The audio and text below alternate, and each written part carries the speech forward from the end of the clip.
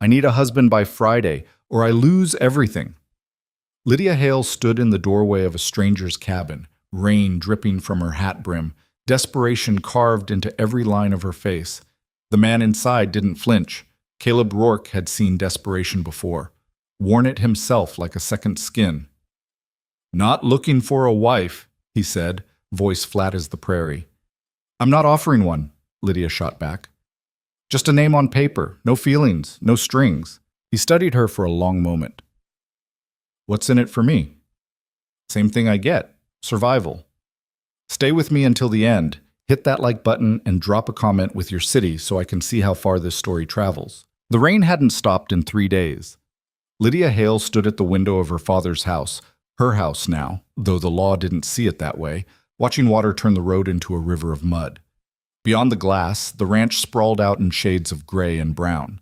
The barn with its sagging roof, the empty corral where her father's horses used to stand, the fence line that needed mending before winter came hard. Everything her father had built, everything she was about to lose. She pressed her forehead against the cold glass, jaw tight. 26 years old and alone. No brothers, no husband, no man's name to shelter behind when the county clerk came calling. In 1887, a woman alone didn't own land. She just kept it warm until some man decided to take it. "Miss Hale?" Lydia turned. Ruth Brennan stood in the doorway, wringing her hands. The older woman had worked for the Hale family since before Lydia was born. Cook, housekeeper, the closest thing to a mother Lydia had left after hers died, bringing a stillborn son into the world. "Garrett Moss is here," Ruth said quietly. Again. Lydia's stomach turned. "Tell him I'm not receiving visitors. He says he won't leave until you talk to him. Then he can stand in the rain until he drowns." Ruth didn't smile. "Lydia? I mean it, Ruth." But she could already hear boots on the porch, heavy and confident. The door opened without invitation. Garrett Moss stepped inside like he owned the place, which, if Lydia didn't act fast, he would. He was 42, thick around the middle, with a handlebar mustache he waxed to sharp points. Money dripped off him, tailored vest, gold watch chain, boots that had never touched real work. He'd made his fortune buying failing ranches for pennies and flipping them to Eastern investors who'd never seen a cow outside a picture book. "Miss Hale." He removed his hat, revealing thinning hair slicked back with pomade. "I apologize for the intrusion, but we need to talk. We have nothing to discuss." "I disagree." He glanced around the room, at the worn furniture, the faded curtains, the water stain spreading across the ceiling. "Your father's debts didn't die with him." Lydia's hands curled into fists at her sides. "I'm aware of my obligations." "Are you?" Garrett's smile was all teeth. "Because the bank says otherwise. 3 months behind on the mortgage, feed bills unpaid, and come Friday when the county evaluates your claim." He let the sentence hang. "I'll have it sorted by Friday." "How?" He stepped closer. "You can't run this ranch alone, Lydia. Everyone knows it. The hands quit after your father passed. The stock scattered to hell and back.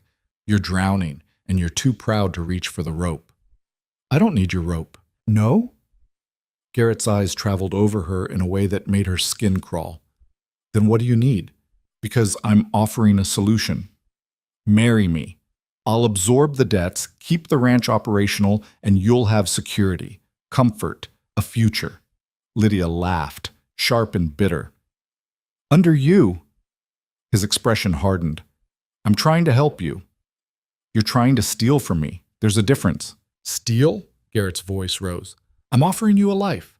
What's your alternative? Wait for the county to auction this place off piece by piece? Watch strangers turn your father's legacy into another soulless investment? Get out! Lydia, out!" For a moment, she thought he might refuse. His jaw worked, color rising in his face, but then he jammed his hat back on and turned toward the door. "You've got until Friday," he said without looking back. "After that, I won't be so generous." The door slammed. Lydia stood very still, listening to his horse splash away down the muddy road. Her heart hammered against her ribs. Ruth touched her arm gently. "He's not wrong about Friday." "I know. So what are you going to do?" Lydia turned back to the window. Through the rain, she could just make out the northern boundary of her land. a crooked fence line that separated her property from the wild country beyond. Somewhere out there, in a cabin she'd only seen from a distance, lived Caleb Rourke, the town ghost, the man nobody knew. "Something stupid," Lydia said quietly. Caleb Rourke heard the horse before he saw the rider. He was inside his cabin, mending a bridle by lamplight, when the sound of hooves pulled his attention to the window. Rain blurred everything beyond the glass, but he caught movement, a figure on horseback, coming up the trail that led to his door. Nobody came up that trail. He set the bridle aside and reached for the rifle leaning against the wall. Not because he expected trouble, though trouble had found him before, but because a man living alone learned to be careful. The knock came hard and urgent.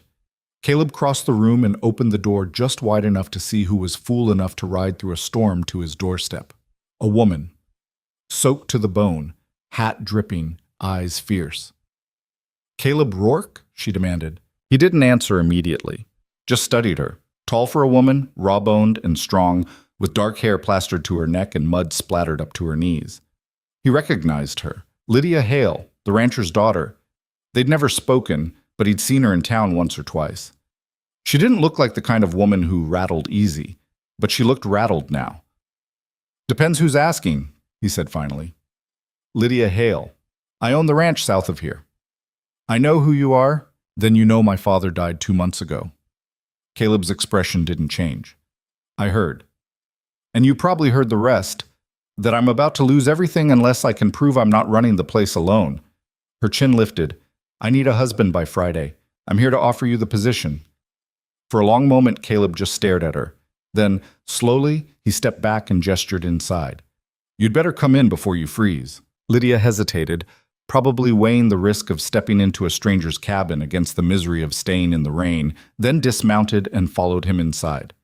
The cabin was small. One room, neatly kept. A bed in the corner, a table and 2 chairs, a wood stove radiating warmth.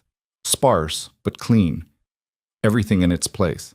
A soldier's discipline, or a convict's.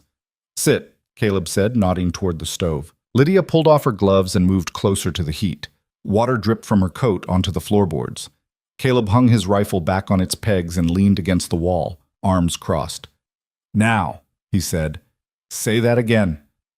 "I need a husband." "Why me?" "Because you're not Garrett Moss." Caleb's mouth twitched, not quite a smile. "That the man who wants your land, among other things? And you think I'm better?" Lydia met his eyes. "I think you're someone who understands deals. No romance, no expectations, just business." "What makes you think that?"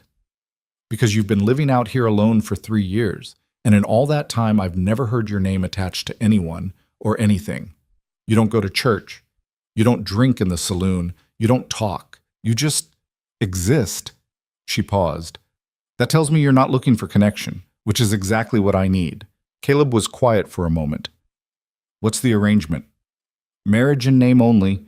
You sign the papers, show up for the county evaluation on Friday, and help me keep the ranch operational long enough to prove I can manage it. After that," she shrugged, "we can dissolve the marriage, or we can keep living like we are now, separate. Your choice." "And what do I get?" "A share of the ranch? 20%. "Not enough." Lydia's eyes narrowed. 30, 40, and a say in how the operation runs. 35, and you stay out of my way unless I ask for help." Caleb considered. "What about debts?" "My problem, not yours. If we're married, they become my problem. Not if the agreement says otherwise." "County won't care what the agreement says." Lydia's jaw tightened. "Then what do you suggest?" "I cover half the debts. In exchange, I get 40% and equal say. That's not a marriage, that's a partnership." "Isn't that what you're asking for?" She stared at him, weighing it. He could see the calculations running behind her eyes, pride versus pragmatism, control versus survival. 35%, she said finally. "Equal say on major decisions, but the ranch stays in my name." "Fine. And no expectations. We're business partners, nothing more." Caleb pushed off the wall and crossed to the table. From a drawer, he pulled out a half-empty bottle of whiskey and 2 tin cups. He poured 2 fingers into each and slid one toward Lydia. To business, he said. Lydia picked up the cup. Her hand was steady. To survival. They drank. Outside, the rain hammered down, relentless and cold. The wedding was a grim affair. No flowers, no music. No guests except Ruth Brennan and the justice of the peace, a sour-faced man named Aldrich, who clearly had better things to do on a Thursday morning. Lydia wore a simple gray dress, practical, not pretty. Caleb wore the same clothes he'd worn the night before.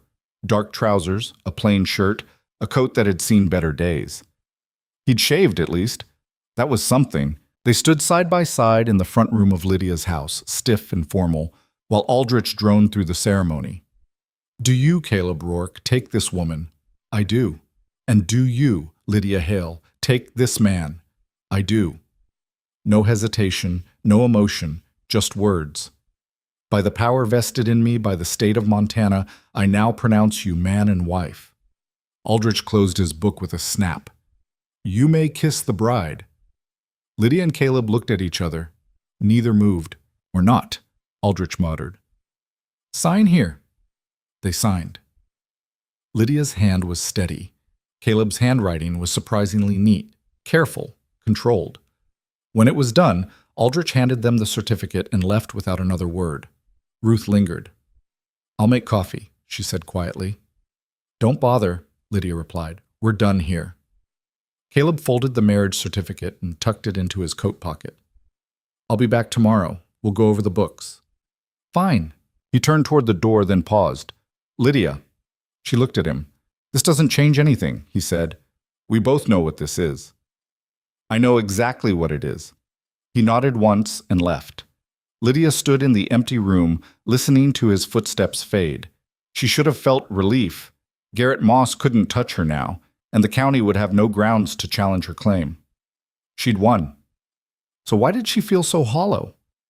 Ruth appeared in the doorway. Are you all right? Lydia turned away from the door. I just married a stranger to save my father's ranch. How all right can I be, yet... Friday came cold and clear.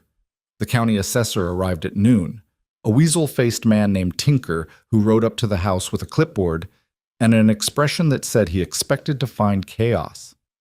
He didn't. Lydia met him at the door, Caleb at her side. The barn roof had been patched overnight, Caleb's work. The fences were mended, the corral cleaned, and inside the account books were balanced and ready for inspection.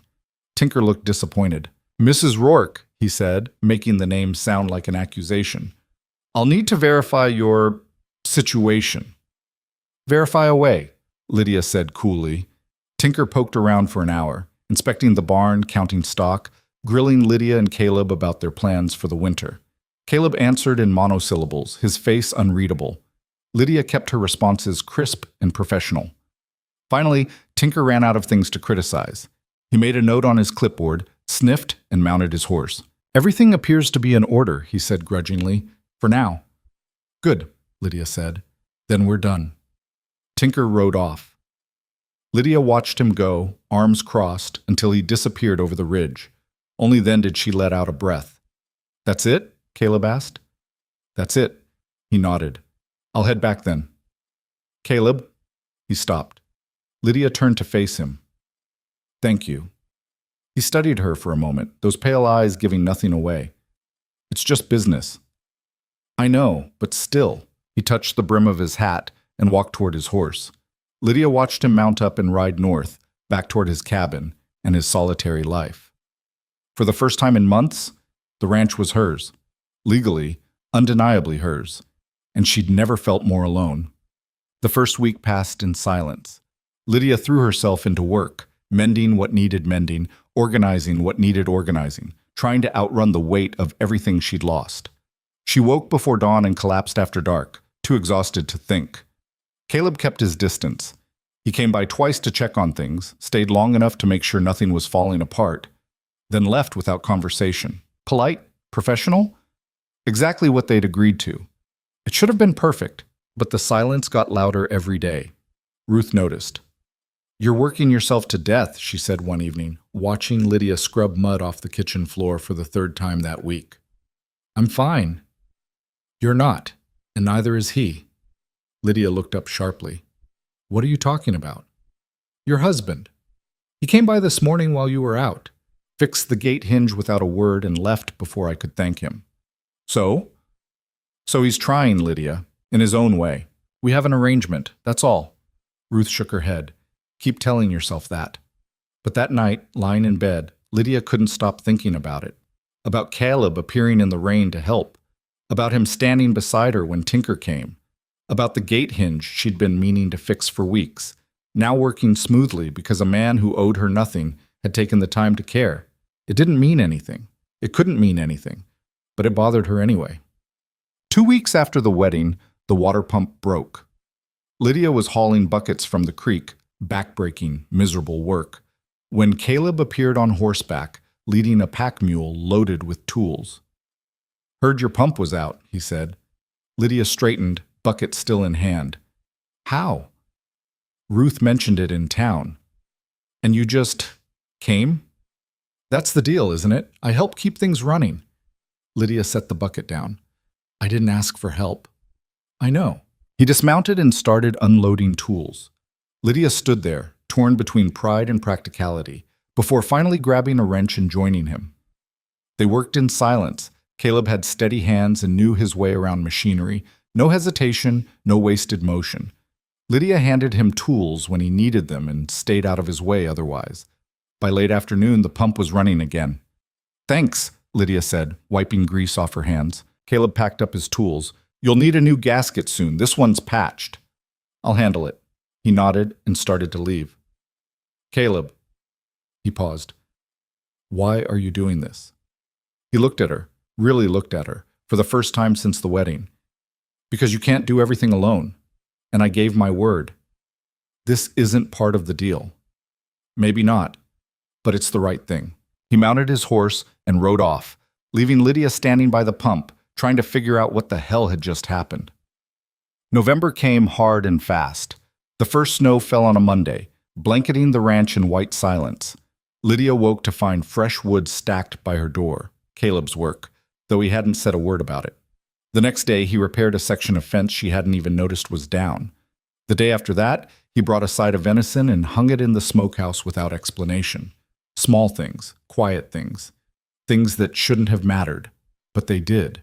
Ruth noticed the change. He's courting you, she said one evening. Lydia nearly choked on her coffee. He is not. Not with flowers and poetry, maybe, but he's showing up, providing, making your life easier. Ruth smiled. That's courting, frontier style. It's practical, nothing more. If you say so. But Lydia couldn't stop thinking about it. She started noticing things. The way Caleb always positioned himself between her and trouble. Subtle, protective, never overbearing. The way he remembered details she'd mentioned in passing. The way he worked, focused, methodical, like every task mattered because it was hers. It unnerved her. Because somewhere along the way, the lines had started to blur. The Saturday before Thanksgiving, Lydia rode out to Caleb's cabin. She told herself it was practical. She needed to discuss winter feed, and it was easier to talk in person than send messages through Ruth. But as she approached the cabin, her heart hammered in a way that had nothing to do with business. Caleb was outside chopping wood. He stopped when he saw her, axe still in hand. Lydia, we need to talk. He set the axe down. About? This. She gestured between them. Whatever this is. Caleb's expression didn't change. You want to renegotiate? No, I want to understand what you're doing. I'm keeping my word. You're doing more than that. Lydia dismounted, frustration bleeding into her voice. The wood, the venison, the fence. You're acting like what? Like you care. The words hung between them, sharp and dangerous. Caleb was quiet for a long moment. When he spoke, his voice was low. Would that be so bad? Lydia's breath caught. We had a deal. I know. No feelings, no obligations. I remember. Then why? Because deals change, Lydia. He took a step closer. People change. I haven't changed. Haven't you? She stared at him, trapped between denial and truth. Because he was right. Somewhere between the wedding and now, something had shifted. The walls she'd built so carefully had started crumbling, and she didn't know how to stop it. "This wasn't supposed to happen," she said quietly. "I know. We were supposed to stay separate.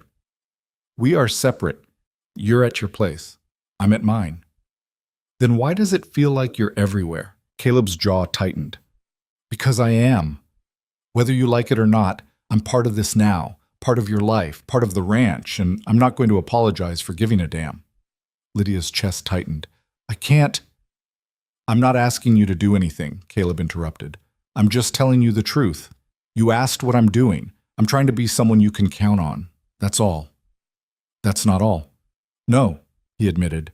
"It's not." The air between them crackled with everything unsaid. Lydia should have left, should have climbed back on her horse and ridden away before this went any further. But she didn't move. Couldn't move. "I don't know how to do this," she whispered. "Neither do I." "Then what are we supposed to—" The sound of hooves cut her off. Both of them turned. A rider was coming up the trail, fast. Lydia recognized the horse, one of the hands from the neighboring ranch. The rider reined in hard, breathing heavy. "Mrs. Rourke, there's trouble. Garrett Moss is at your place. Showed up with the sheriff and some papers." Lydia's blood turned to ice. "What kind of papers?" "Don't know, but he's claiming the ranch is his." Caleb was already moving. "Saddle up," he said to Lydia. "We're going." They rode hard, side by side, the cold wind biting at their faces. And for the first time since the wedding, Lydia didn't feel alone. They reached the ranch with the horses lathered and breathing hard. 3 men stood on Lydia's porch like they owned it. Garrett Moss in his tailored coat, Sheriff Doyle with his hand resting on his gun belt, and a thin man in spectacles clutching a leather satchel. Lydia dismounted before her horse fully stopped. Caleb was right behind her. "What the hell is this?" she demanded. Garrett smiled, that same oily smile that made her want to scrub her skin. "Mrs. Rourke and Mr. Rourke. How convenient." "Get off my property." "Your property?" Garrett's smile widened. "That's what we're here to discuss." Sheriff Doyle shifted uncomfortably. He was a decent man, generally speaking, but he followed the law even when the law was being twisted into knots. "Miss Hale, Mrs. Rourke, Mr. Moss has presented some documents that require investigation." "What documents?" Lydia's voice was sharp enough to cut glass. The thin man with spectacles stepped forward. "I'm Edward Pritchard, attorney at law. My client has proof that your father took a loan from him 3 years ago, using the ranch as collateral. The loan was never repaid." "That's a lie." "I have the papers right here." Pritchard pulled documents from his satchel. "Signed by Thomas Hale, witnessed and notarized. Upon his death, the debt transferred to his heir, you. Since you failed to make payment, my client is within his rights to foreclose." Lydia snatched the papers. Her eyes scanned the page, her father's signature at the bottom, bold and unmistakable. But something was wrong. The ink was too fresh, the paper too crisp. "This is forged," she said flatly. "Be careful with accusations," Pritchard warned. "That's a serious charge." "And theft is a serious crime," Caleb said quietly. All eyes turned to him. He'd been so still, so silent, that they'd almost forgotten he was there. Now he stepped up beside Lydia, close enough that their shoulders touched. Garrett's smile faltered. "This doesn't concern you, Rourke. My wife's property concerns me." "Your wife of convenience, you mean? Everyone knows what this is." Garrett gestured between them dismissively. "A desperate woman and a drifter playing house to fool the county. Well, the game's over. This ranch belongs to me." "Show me the original loan ledger," Caleb said. Pritchard blinked. "Excuse me?" "If Thomas Hale took a loan 3 years ago, there'd be a record in the bank's ledger. Original entries dated and signed by both parties. Show me that." Pritchard's mouth opened and closed. "The ledger isn't necessary. The contract speaks for itself." "Then you won't mind us verifying it." "I don't have to prove anything to you." "No," Caleb agreed. "But you'll have to prove it to a judge. And if this document is fraudulent, you and your client will be facing charges." He paused. "Federal charges, since you're claiming a notarized contract that involves government officials." The silence stretched thin and dangerous. Sheriff Doyle cleared his throat. He's got a point, Moss. We should verify the ledger before we proceed. This is ridiculous, Garrett snapped. I don't need to. Unless you can't, Lydia interrupted. Unless this whole thing is a setup. Garrett's face flushed dark red. You have no idea what you're accusing me of? I think I do. For a moment, she thought he might lunge at her, his hands curled into fists, jaw working like he was chewing nails. But Caleb shifted, barely a movement, just a slight redistribution of weight, and suddenly he was positioned between Lydia and Garrett. Not aggressive, not threatening, just there. Garrett seemed to realize he was outmatched. He straightened his vest and forced his expression back into something resembling civility. Fine, he said tightly.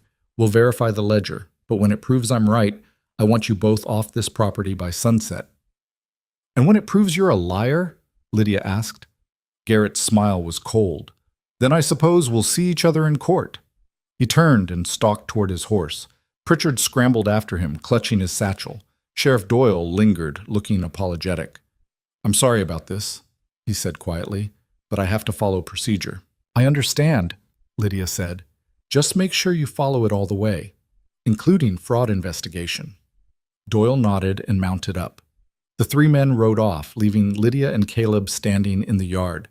Lydia's hands were shaking. She looked down at the forged contract, her father's signature staring back at her like a ghost. He won't stop, she said quietly. I know. Even if we prove this is fake, he'll find another way. Probably. So what do we do? Caleb took the papers from her hands and studied them. We go to the bank, get the real ledger, prove this is bullshit. Then we figure out what Moss really wants and cut him off at the knees. Lydia looked at him. You don't have to do this. Yes, I do. Why? He met her eyes. Because you're not alone anymore. And the sooner Moss figures that out, the better. Something in her chest cracked open. Just a little, just enough to let something warm and terrifying slip through. She nodded. Okay. Okay. They stood there for a moment longer, the wind cold against their faces, the weight of everything pressing down. Then Caleb handed her back the papers and headed toward the barn. Where are you going? Lydia called. To move my things. What? He stopped and turned. If we're going to convince everyone this marriage is real, I need to be here, not halfway across the valley. Lydia's breath caught. You want to move in? Not want. Need. Moss is watching. So is the county. So is everyone else in this town. They need to see a husband and wife, not two strangers with a piece of paper. We agreed. I know what we agreed, and I'm not asking to share your bed, Lydia, but I need to be under the same roof, separate rooms, separate lives, but visible. He was right. She knew he was right. But the thought of Caleb Rourke living in her house, eating at her table, existing in her space every single day. Fine, she said before she could talk herself out of it. But you stay out of my way. Wasn't planning on getting in it. He disappeared into the barn. Lydia stood alone in the yard, heart hammering, wondering what the hell she'd just agreed to. Ruth appeared in the doorway, arms crossed. Well, she said, this should be interesting. Lydia shot her a look. Not one word. Ruth's smile was infuriating. Wouldn't dream of it, sob. Caleb moved in that afternoon with everything he owned. 2 saddlebags, a rifle, a bedroll, and a wooden box he carried carefully, like it held something precious. He took the small room off the kitchen, barely more than a closet, but it had a window and space for a bed. He didn't ask for anything else, didn't rearrange furniture or stake territorial claims, just unpacked his few belongings and settled in like a ghost. Dinner that night was awkward. Ruth had made stew, thick and hearty, the kind that stuck to your ribs.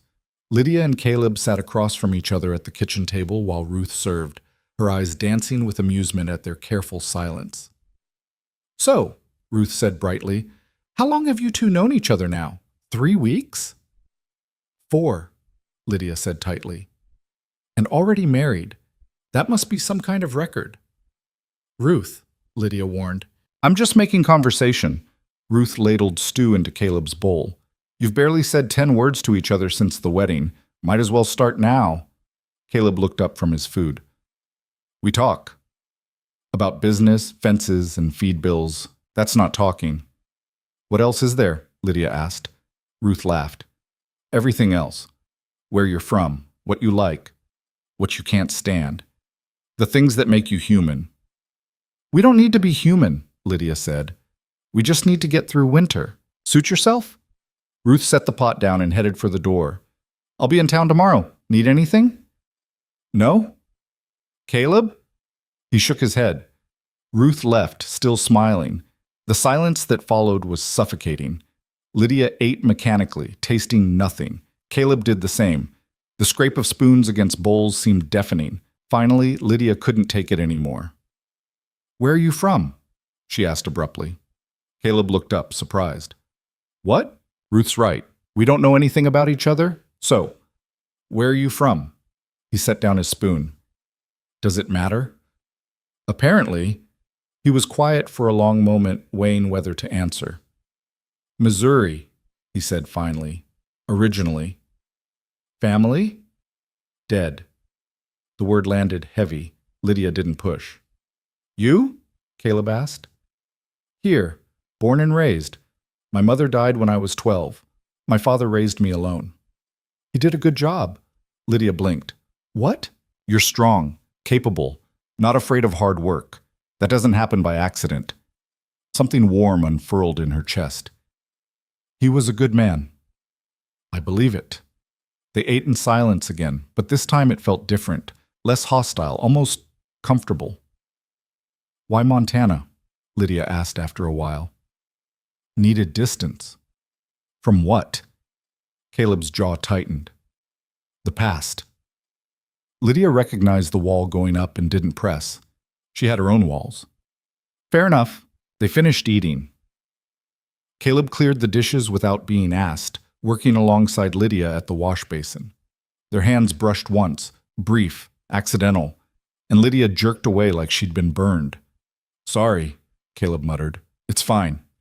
It wasn't fine. Her skin was still tingling where he'd touched her. When the dishes were done, Caleb retreated to his room without another word. Lydia stood in the kitchen, staring at the closed door, trying to figure out what the hell was happening to her. The next morning, they rode to town together. It was practical. They both had business there, and riding separately would have looked strange.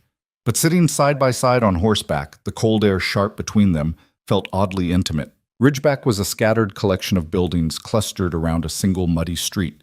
The general store, the saloon, the bank, the assayer's office, a hotel that had seen better days. People stopped and stared as Lydia and Caleb rode in, whispers following in their wake. They're watching, Lydia said quietly. Let them. They hitched their horses outside the bank. Inside, the clerk, a nervous man named Perkins, looked up from his ledger and went pale. Mrs. Rourke, he stammered. Mr. Rourke, how can I help you? We need to see the loan records for Thomas Hale, Lydia said, going back 5 years. Perkins blinked rapidly. I'm not sure I'm authorized. You're authorized, Caleb said quietly, unless you want the sheriff asking why you're obstructing an investigation. Perkins' face went from pale to gray. I'll check. He disappeared into the back. Lydia leaned against the counter, arms crossed, radiating barely controlled fury. Caleb stood beside her, still and watchful. You're good at this, Lydia said. At what? Being intimidating without trying. I'm not trying to intimidate anyone. Exactly. Perkins returned with a massive ledger and set it on the counter with a thud. Here, all transactions for Thomas Hale. Lydia flipped through the pages, scanning entries. Caleb read over her shoulder, close enough that she could feel the heat radiating off him. There, 3 years ago. A loan taken out for equipment repairs. $500 paid back in full 6 months later. Documented. Verified. No mention of any collateral. There's nothing here, Lydia said. Exactly. Caleb tapped the page. Which means Moss's contract is fake. Perkins looked like he wanted to melt into the floor. I didn't know anything about another loan, I swear. Who else has access to these records? Caleb asked. Just me and Mr. Whitmore, the bank president, but he's been in Denver for 2 weeks. Convenient. Lydia straightened. We need copies of these pages. I can make them, but it'll take time. We've got time. While Perkins worked, Lydia and Caleb stepped outside. Across the street, Garrett Moss stood in front of the saloon, watching them. When their eyes met, he smiled and tipped his hat. Lydia's hands curled into fists. "Easy," Caleb murmured. "He's taunting us." "I know." "I want to wipe that smile off his face." "So do I, but not here, not now." Garrett started walking toward them. Lydia tensed, but Caleb's hand brushed hers. Light, brief, grounding. She forced herself to breathe. Garrett stopped a few feet away, all false charm. "Well, well, the happy couple, checking your finances?" "Verifying them," Lydia said coldly. "Find anything interesting?" "Proof that you're a liar." Garrett's smile didn't waver. "Strong words. I hope you can back them up." "We can." "Then I look forward to seeing your evidence." He tipped his hat again. "Until then, enjoy your arrangement. I'm sure it's very fulfilling." He walked away, whistling. Lydia was shaking with rage. "I'm going to kill him." "No, you're not. I'm going to think about it very hard." "That's fine." Caleb's calm was infuriating and steadying in equal measure. Lydia forced herself to unclench her fists. Perkins emerged with the copies. They paid him, tucked the papers safely away, and headed back to their horses. But as they mounted up, a commotion erupted at the end of the street. A wagon had overturned, spilling crates everywhere. A woman was screaming, her child trapped underneath. Lydia and Caleb moved at the same time. They reached the wagon in seconds. The child, a boy, maybe 8, was pinned beneath the wheel, crying in pain. The mother was trying to lift the wagon herself, failing, panic making her clumsy. "Ma'am, step back," Caleb said. He positioned himself at the wagon's edge. Lydia moved opposite him without needing to be told. They locked eyes. "On 3, Caleb said. 1, 2, 3. They lifted together. The wagon rose, heavy, awkward, but they held it. The mother dragged her son free. He was bleeding from a gash on his leg, but alive. "Now," Caleb grunted. They lowered the wagon. Lydia's arms screamed in protest, but she didn't let go until it was down safe. The mother was sobbing, clutching her son. "Thank you, thank you, thank..." A crowd had gathered. Lydia became aware of eyes on them, on her and Caleb standing side by side, breathing hard, covered in dirt. Someone started clapping, then someone else. Within moments, the whole street was applauding. Lydia felt heat rise in her face. Caleb looked equally uncomfortable. They mounted their horses quickly and rode out of town, the sound of applause fading behind them. They didn't speak until they were well clear of Ridgeback. "That was..." Lydia started. "Yeah, we make a good team." Caleb glanced at her. "We do." Something passed between them then, an acknowledgement of something shifting. They'd worked together before, but this was different, instinctive, seamless, like they'd been doing it for years instead of weeks. It should have been terrifying. Instead, it felt right. Winter deepened, and with it came routine. Caleb rose before dawn to tend the stock. Lydia managed the books and planned the spring planting. They worked in parallel, their paths crossing at breakfast and dinner, conversations brief and practical.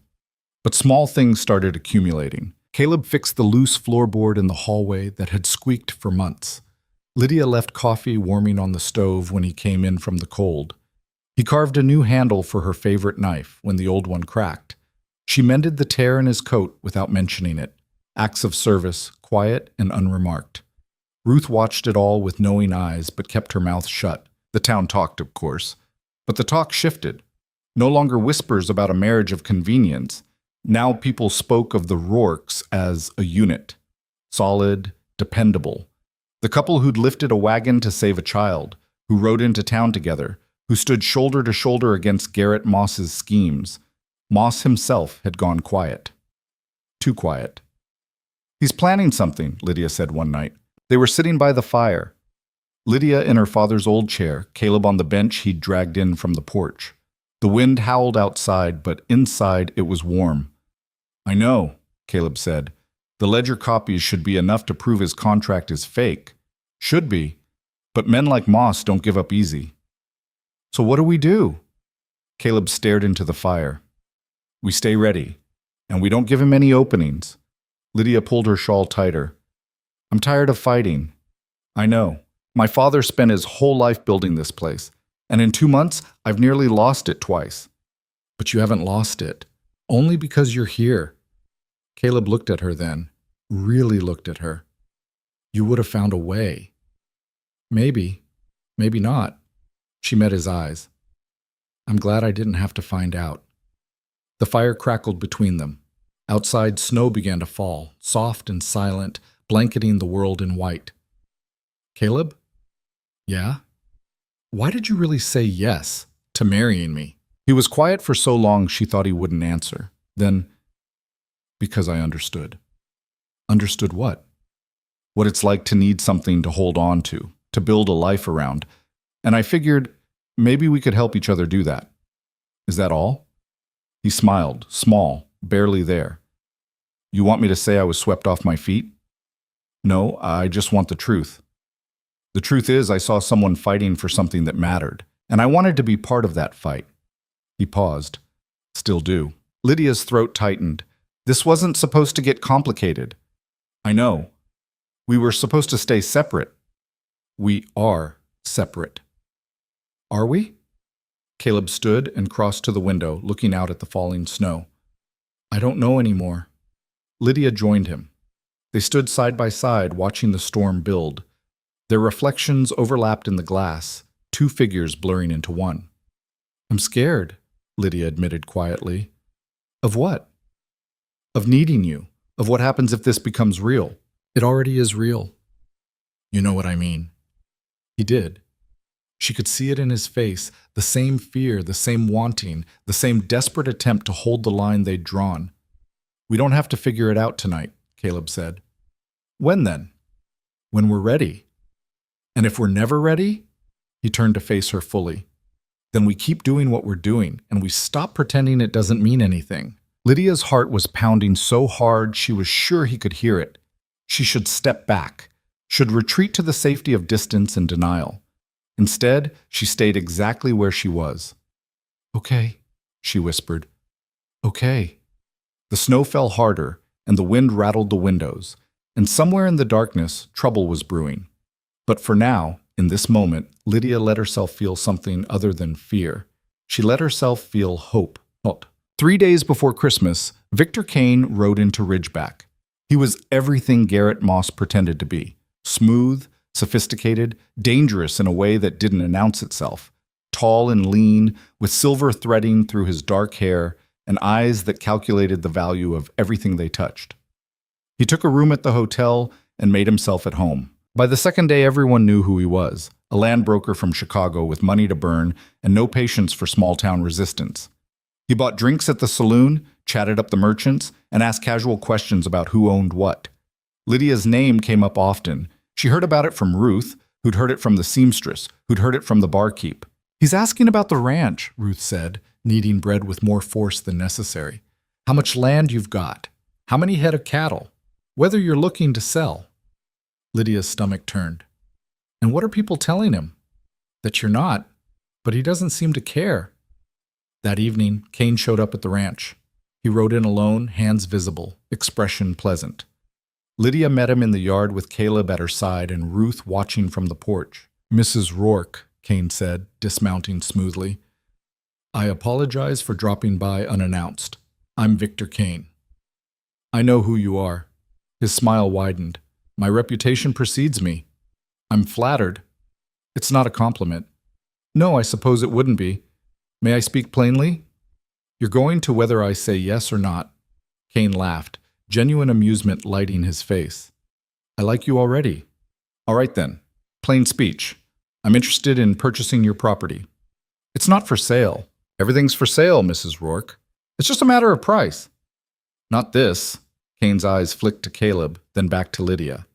I understand your father built this place from nothing. That's admirable.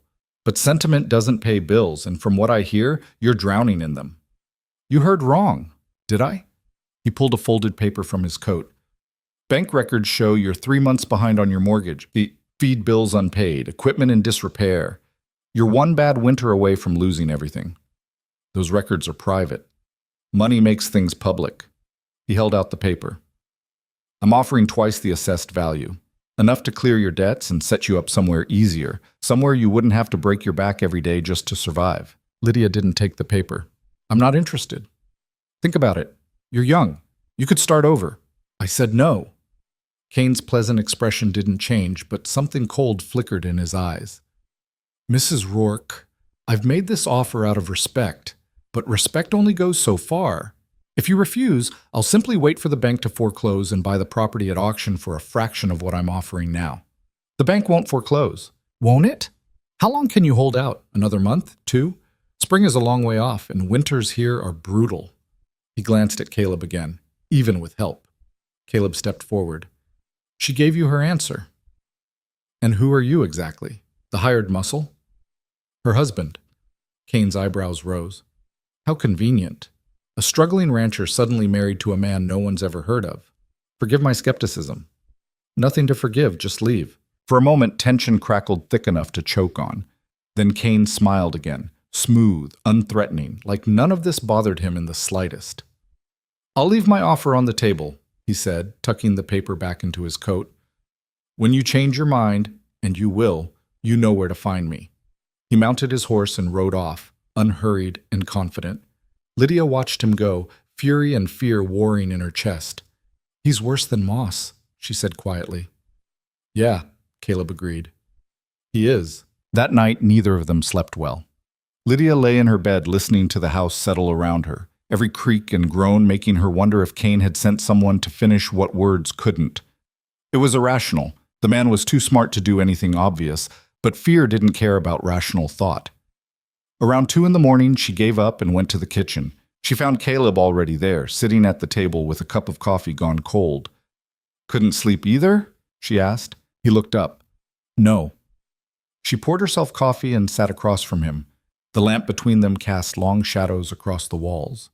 He's going to push, Lydia said. Kane, he's not the type to take no for an answer. I know. And if the bank really does have me listed as delinquent, we'll handle it.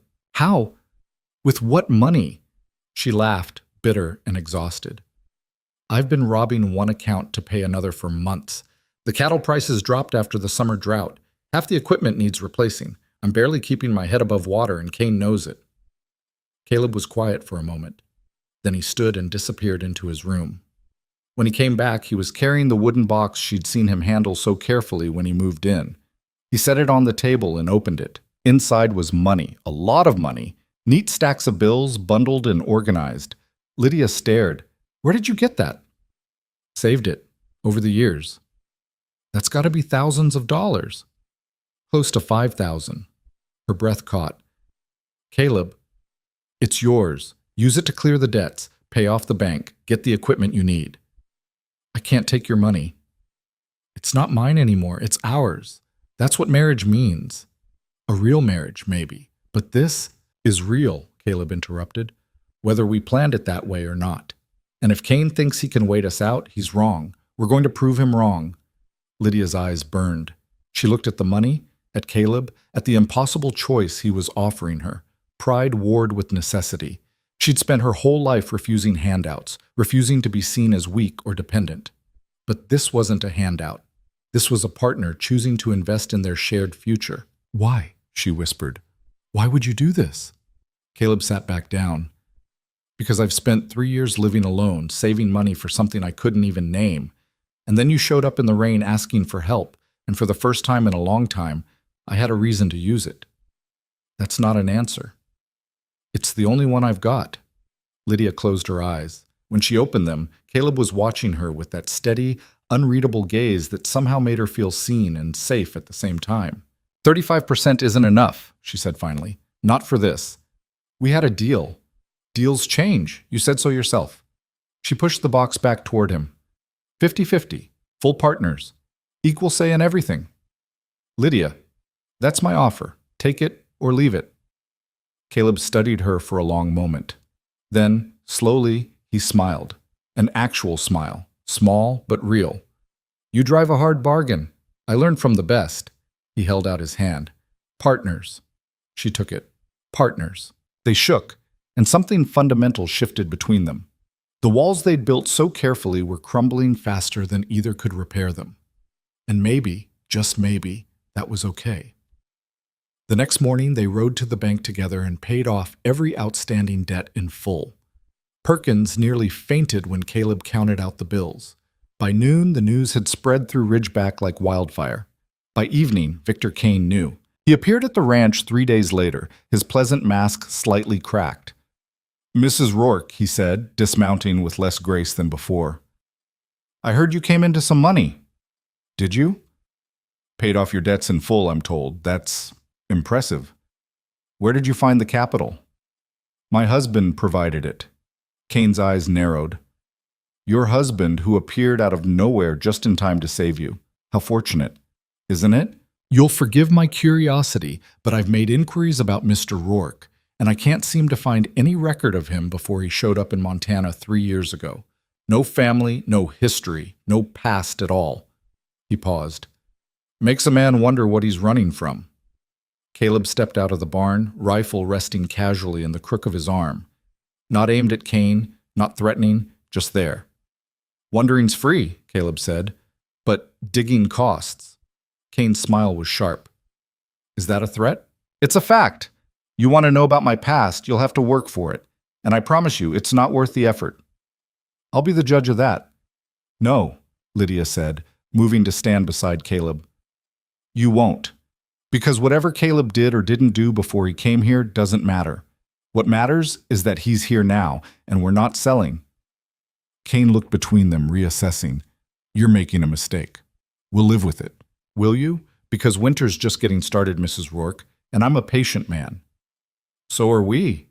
Kane mounted his horse, but he didn't leave immediately. Instead, he sat there, looking down at them with something like regret. "I tried to do this the easy way," he said quietly. "Remember that." He rode off, leaving those words hanging in the cold air like a curse. Lydia felt a chill that had nothing to do with the weather. He's going to escalate. Yeah. What do we do? Caleb checked the rifle's action. "We get ready." Over the next week, they fortified the ranch like they were preparing for siege. Caleb rode the property line every morning and evening, checking for signs of tampering. Lydia inventoried supplies and made sure they had enough to last through a hard winter, even if they couldn't get to town for weeks. Ruth watched their preparations with growing concern. "You think Kane's going to do something?" she asked one morning. "I think he's not used to being told no," Lydia said, "and men like that don't take it well. Maybe you should reconsider. Sell the ranch and start over somewhere safe." "This is my home." "It's just land, Lydia." "No, it's not." Lydia looked out the window at the snow-covered fields. "It's everything my father worked for, everything he wanted me to have. And I'm not giving it up because some rich bastard from Chicago thinks he can bully me into submission." Ruth sighed. "You're as stubborn as Tom ever was." "I'll take that as a compliment." But that night, lying in bed, Lydia wondered if Ruth was right. Was she being stubborn or stupid? Was she risking everything, including Caleb, for pride? She didn't have an answer. The trouble came on a Tuesday. Lydia was in the barn repairing tack when she heard shouting. She grabbed a pitchfork and ran outside to find 3 men on horseback circling Caleb in the yard. She recognized 2 of them, ranch hands who'd worked for her father before quitting after he died. The third was a stranger, hard-faced and mean-looking. "Problem?" Lydia called out. The stranger turned to look at her. "No problem, just delivering a message." "I'm listening. Mr. Kane wanted us to remind you that his offer's still open, but the price just dropped, seeing as how you're being difficult." "Tell Mr. Kane he can take his offer and—" "Lydia," Caleb said quietly. She looked at him. He was standing very still, hands loose at his sides, but she could see the tension in his shoulders. "What's the real message?" Caleb asked. The stranger smiled. "Smart man." "The real message is that Mr. Kane's tired of waiting. And when he gets tired, accidents start happening. Fires, fence lines cut, cattle wandering off." He shrugged. "Hard to keep a ranch running when everything keeps going wrong." "That sounds like a threat," Lydia said. "That sounds like a fact of life out here. Lots of things can go wrong in winter." "Get off my property." "We're going, but you think about what we said." The stranger tipped his hat mockingly. "Be a shame if something happened to this nice place you got here." They rode off, laughing. Lydia's hands were shaking with rage. "We should go to the sheriff." And tell him what? They didn't actually threaten anything, just made observations. That's bullshit, and you know it. Doesn't matter. Doyle won't move without proof. So what do we do? Caleb looked at the horizon where the three men had disappeared. We watch. And we wait. That night, Caleb didn't sleep in his room. He took his bedroll and spread it in the barn, rifle within reach. Lydia tried to argue, but he was immovable. If they come back, they'll come at night, he said, and they'll go for the barn first. Fire spreads fast in this cold. Wood's dry, haze everywhere. They torch this, we lose everything. Then I'm staying with you. No. It's my barn, Caleb, my ranch. And you're no good to it dead. Stay in the house. Keep watch from the window. If you see anything, fire a shot. They stared at each other, neither willing to back down. Finally, Caleb said, "Please." The word surprised them both. Lydia swallowed hard. "Fine. But if anything happens, you'll hear the gunshot." She left him there, armed and alone in the dark, and went back to the house. She didn't sleep, just sat by the window with her father's shotgun across her lap, watching the barn. Hours passed. The moon rose and fell. Nothing moved except wind-blown snow. Dawn came gray and cold. Lydia went to the barn and found Caleb exactly where she'd left him, eyes red from lack of sleep, but alert. "Anything?" she asked. "No. Maybe they were just trying to scare us." Maybe. But neither of them believed it. The waiting was worse than any direct confrontation. Every sound made Lydia jump. Every shadow looked like a threat. She and Caleb took turns keeping watch, running themselves ragged on fear and adrenaline. On the fourth night, Caleb fell asleep in the barn.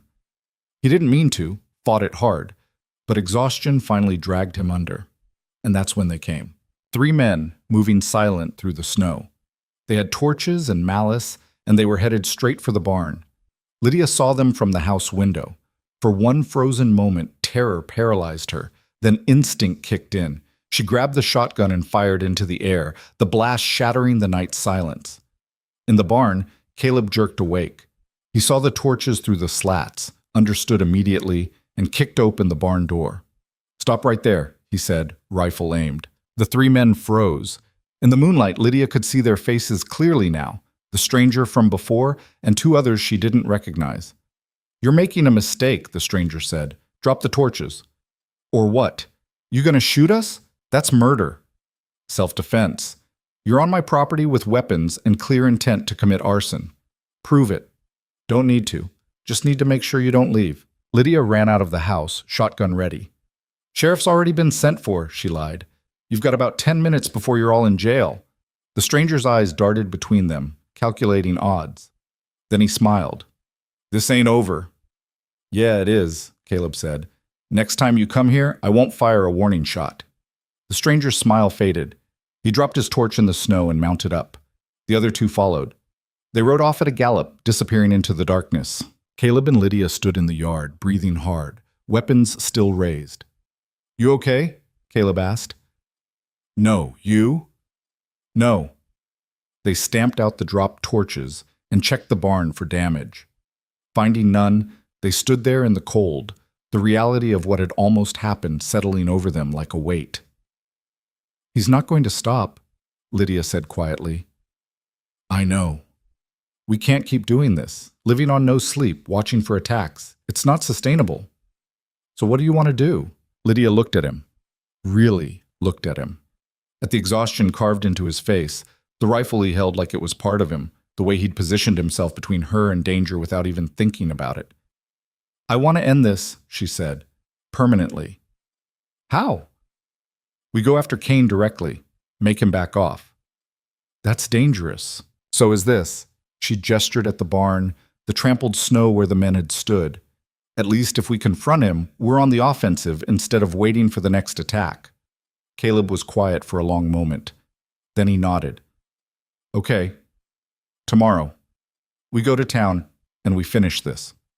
They went inside. Ruth had woken during the commotion and was waiting in the kitchen, pale and shaken. "What happened?" she demanded. Lydia told her. Ruth listened, her face growing harder with each word. "That settles it," Ruth said when Lydia finished. "I'm sending for my brother. He's got connections with the territorial marshal." This has gone beyond local law. That'll take weeks, Lydia said. Better late than never. We don't have weeks. Ruth grabbed Lydia's shoulders. Then be smart about this. Don't go charging in like your father would have. Plan. Think. And for the love of everything, don't get yourself killed over dirt and cattle. It's not just dirt and cattle. I know what it is, but it's not worth dying for. Lydia wanted to argue, but the words stuck in her throat. Because maybe Ruth was right. Maybe she was letting pride and stubbornness drive her toward something she couldn't come back from. She looked at Caleb. He was watching her with those steady eyes, waiting for her decision. We'll be careful, Lydia said finally. But we're still going. Ruth closed her eyes. Then I'm coming with you. No.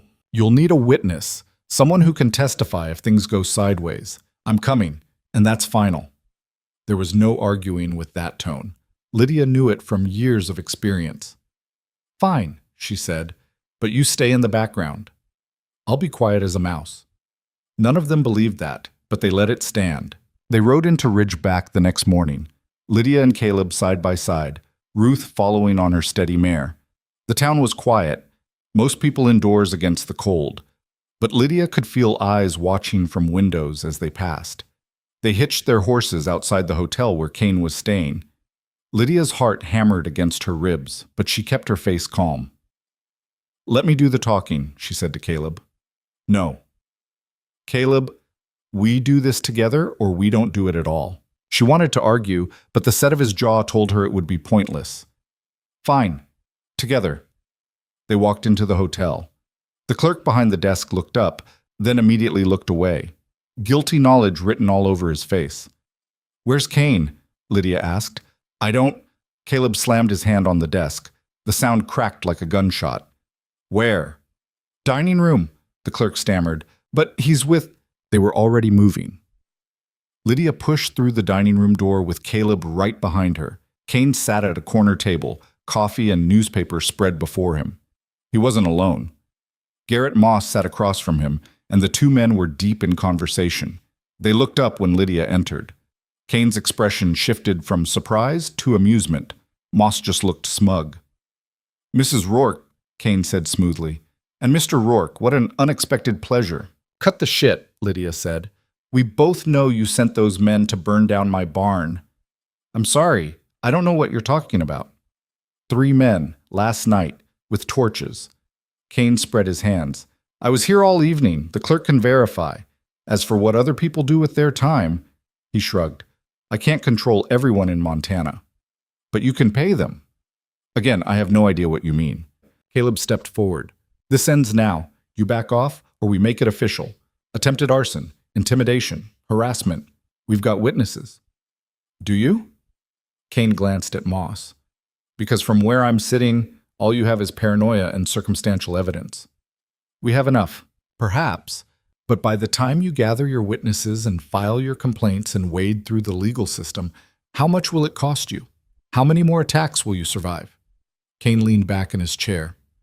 I'm a businessman, Mr. Rourke, and business is about pressure points. Everyone has them. The question is, how much pressure can you take before you break? Lydia's hands curled into fists. We're not breaking. Not yet, Moss chimed in. But you will. Winter's long, and accidents happen. If anything happens to my ranch or my stock, Lydia said, voice low and dangerous, I will personally make sure both of you pay for it. Kane's smile was reptilian. Be careful making threats, Mrs. Rourke. They have a way of coming back to haunt you. Caleb moved, fast. One moment he was standing beside Lydia, the next he had Kane by the collar, yanking him half out of his chair. Listen carefully, Caleb said, voice soft and deadly. You think you know pressure? You have no idea.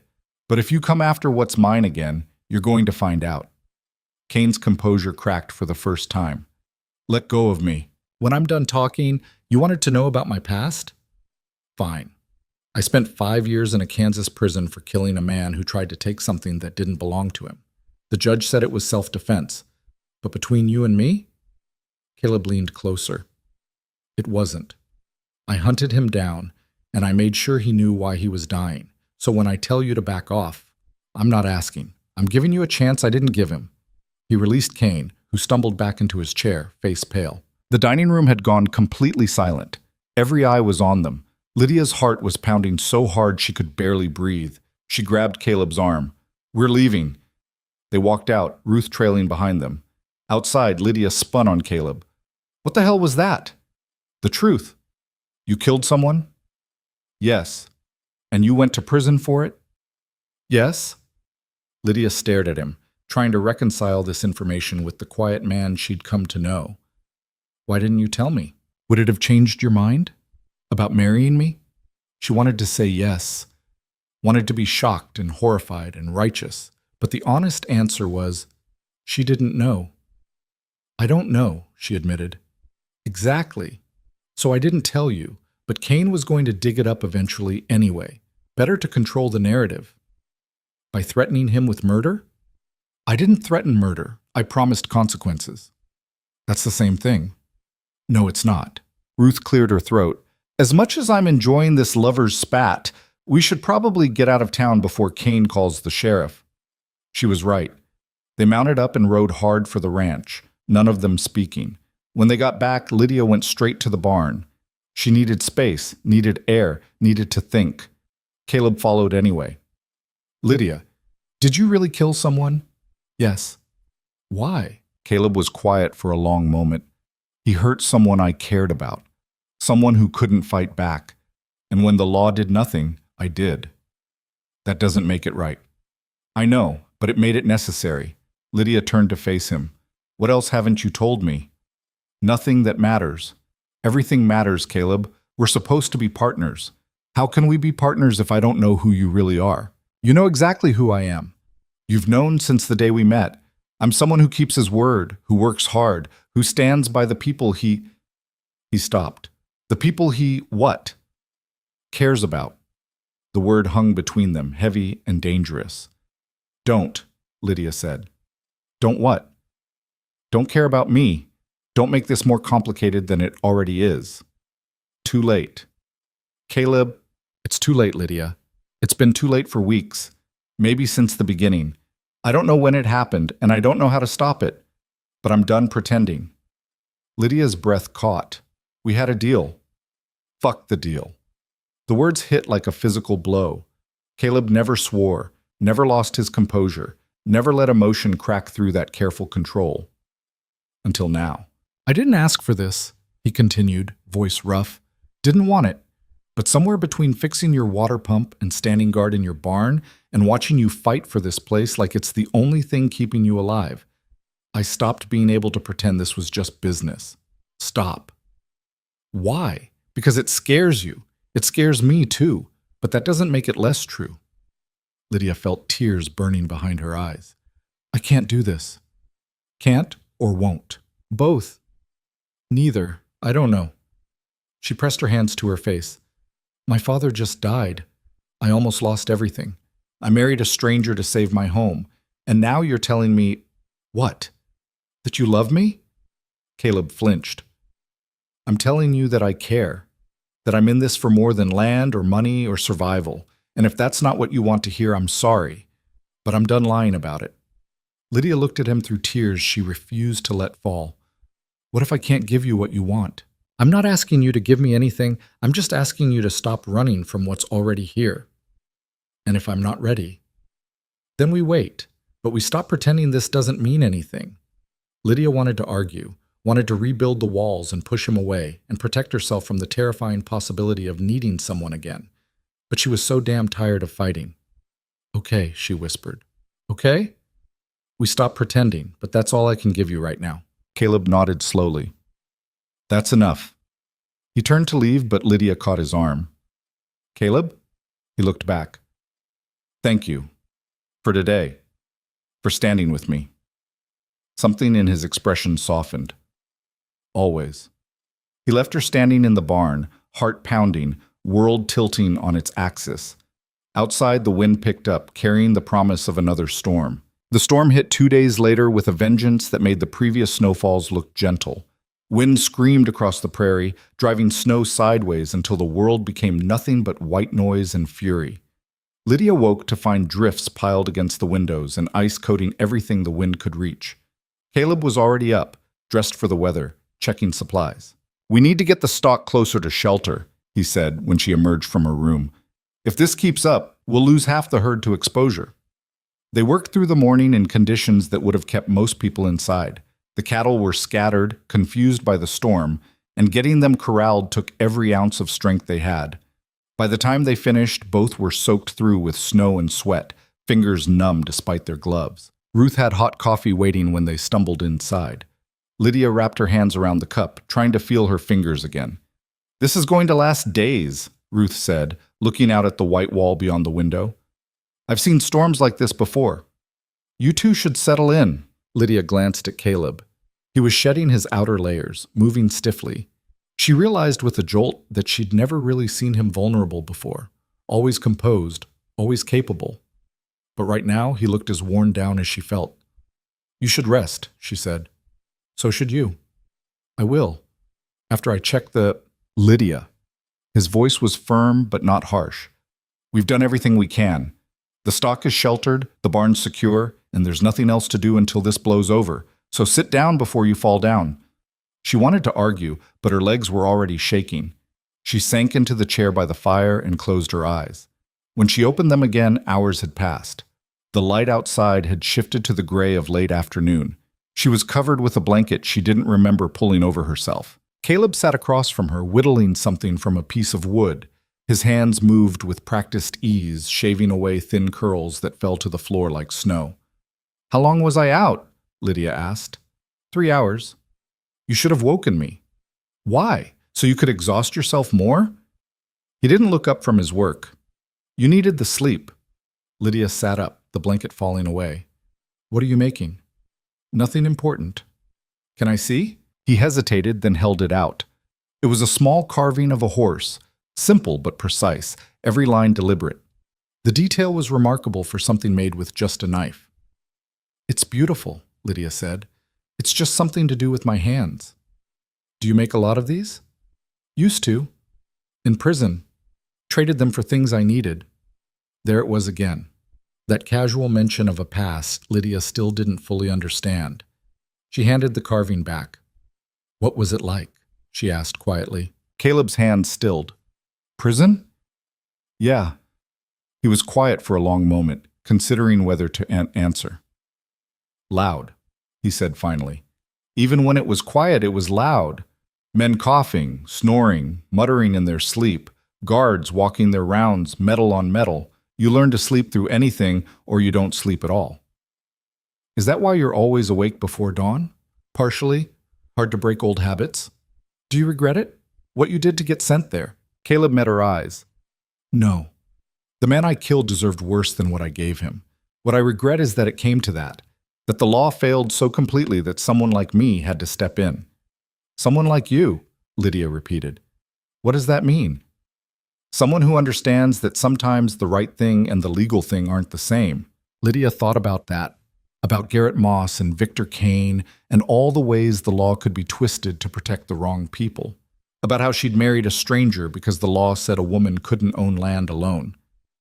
"I think I understand that better now than I did a month ago," she said. Caleb went back to his whittling.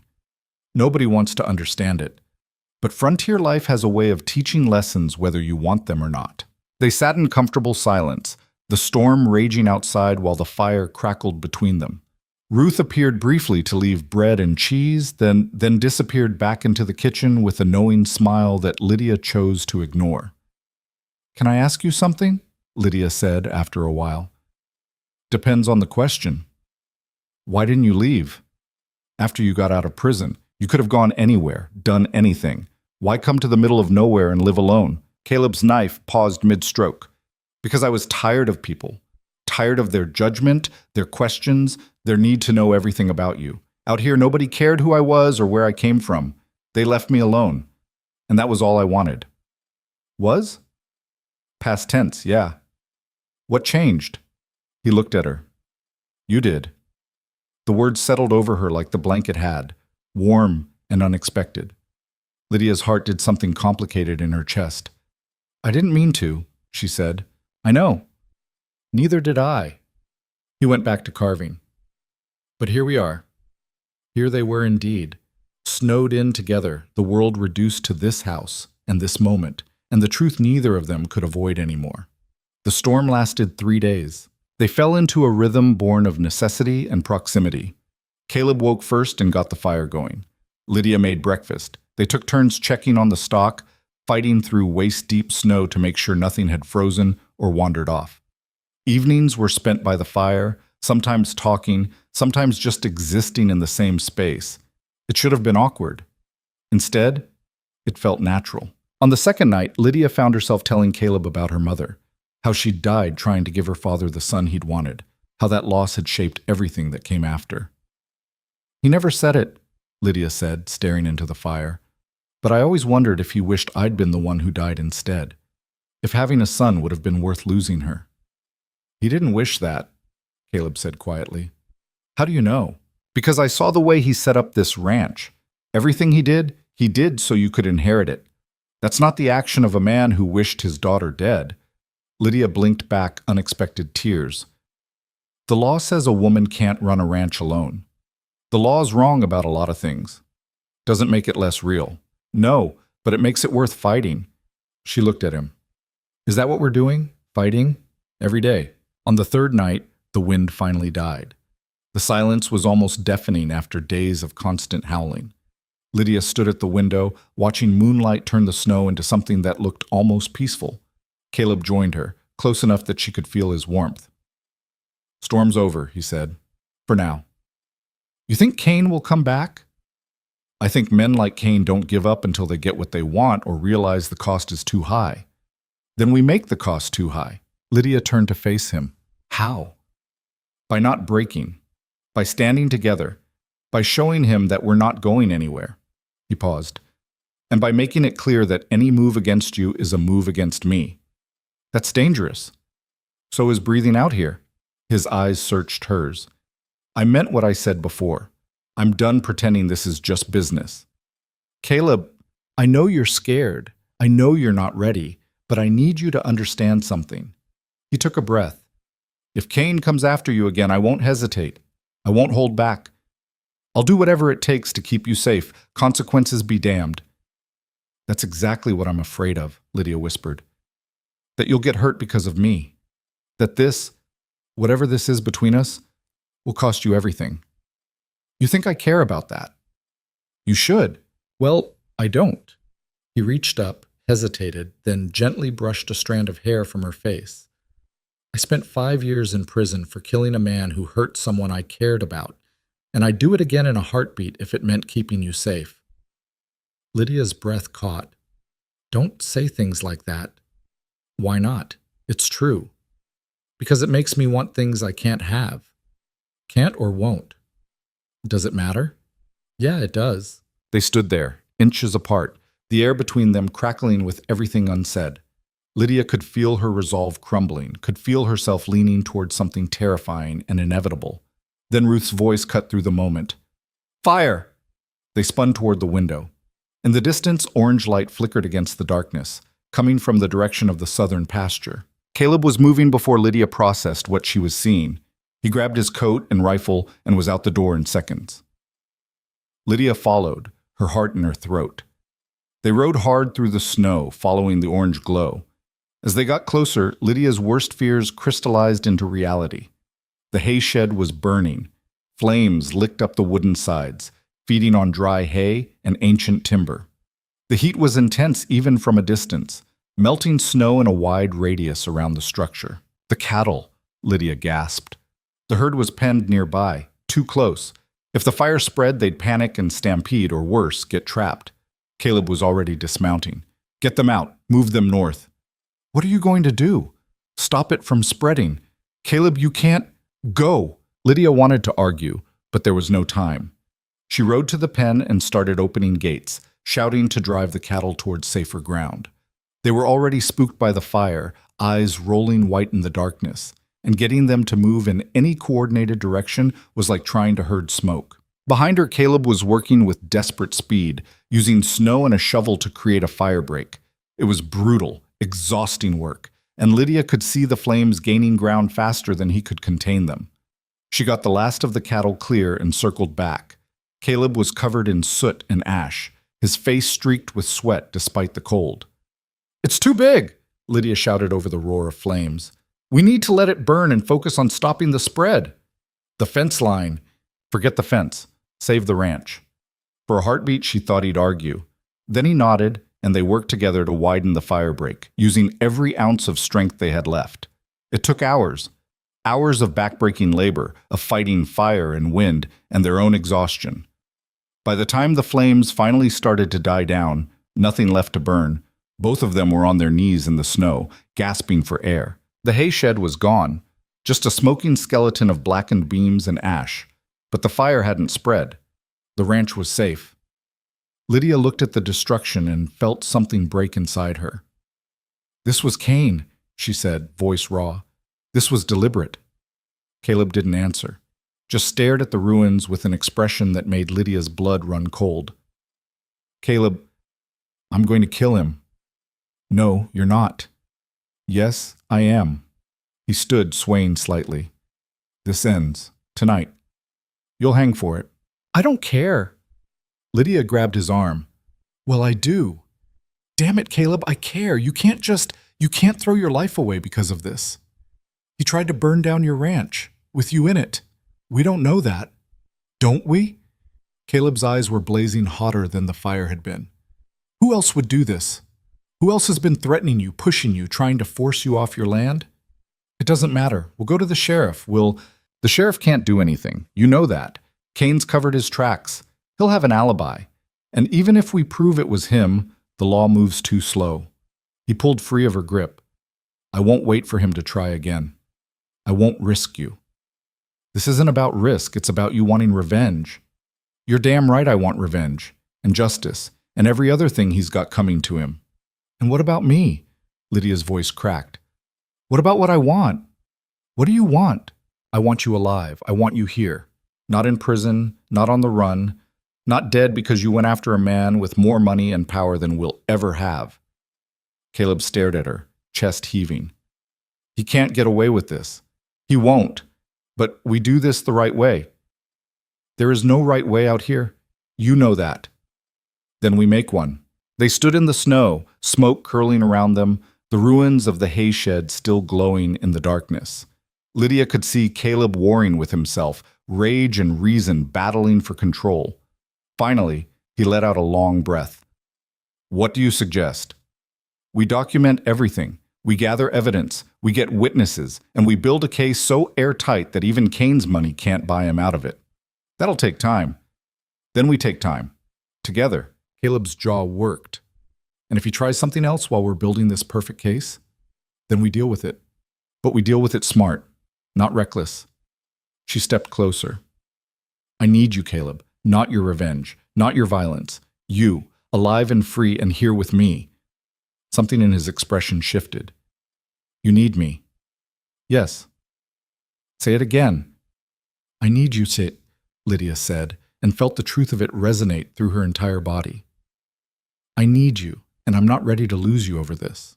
Caleb reached for her then, hesitant, giving her time to pull away. When she didn't, his hand curved around her jaw, rough and warm.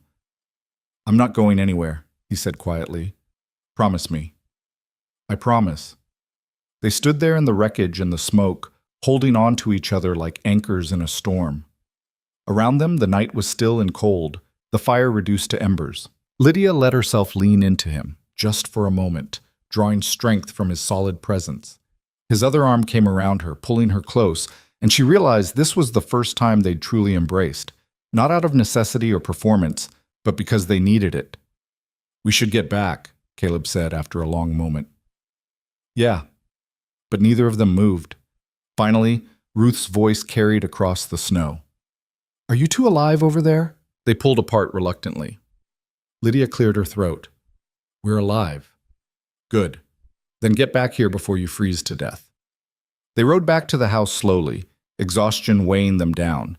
Ruth took one look at them and started issuing orders, hot water for washing, food, dry clothes. She didn't ask questions about what had happened between them in the ruins, just took care of them with quiet efficiency. Later, cleaned up and fed, Lydia sat by the fire trying to process everything. The attack, the fire, the conversation with Caleb, the way it had felt to admit she needed him. Caleb emerged from his room, hair still damp, fresh bruises forming on his arms from fighting the fire. "You should rest," Lydia said. "So should you." "I can't. Every time I close my eyes, I see flames." He sat beside her. "It'll pass. Will it? Or is this just the beginning? Kane's escalating. Who knows what he'll try next?" "We'll figure it out." "How can you be so calm?" "I'm not calm. I'm furious. But fury doesn't help right now. Planning does."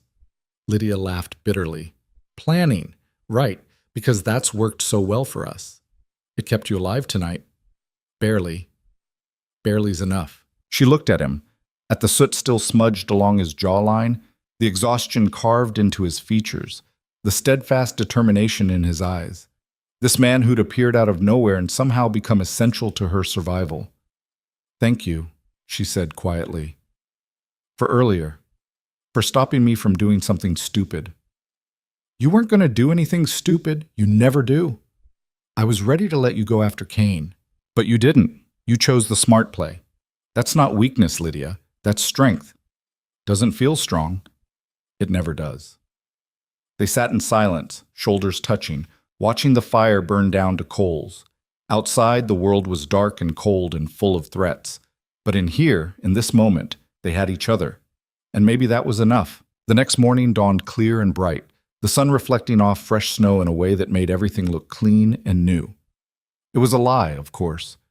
The charred remains of the hay shed were still visible in the southern pasture, a stark reminder of the danger they faced. But Lydia woke with renewed determination. Kane wanted her broken and desperate. He wanted her to sell out of fear.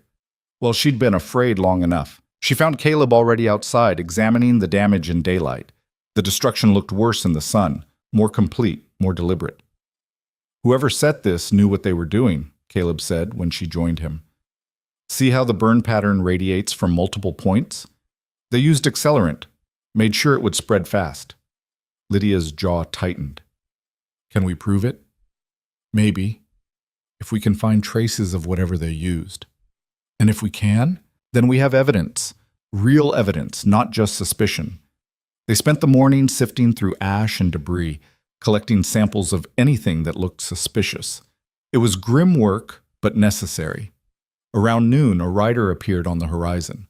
Lydia tensed, hand moving instinctively toward the rifle leaning against the fence. But as the figure got closer, she recognized Sheriff Doyle. He rode up looking troubled. "Mrs. Rourke, Mr. Rourke, I heard about the fire." "News travels fast," Lydia said. "Ruth sent word." Doyle dismounted and surveyed the damage. "This doesn't look like an accident." "It wasn't," Caleb said. "You have proof?"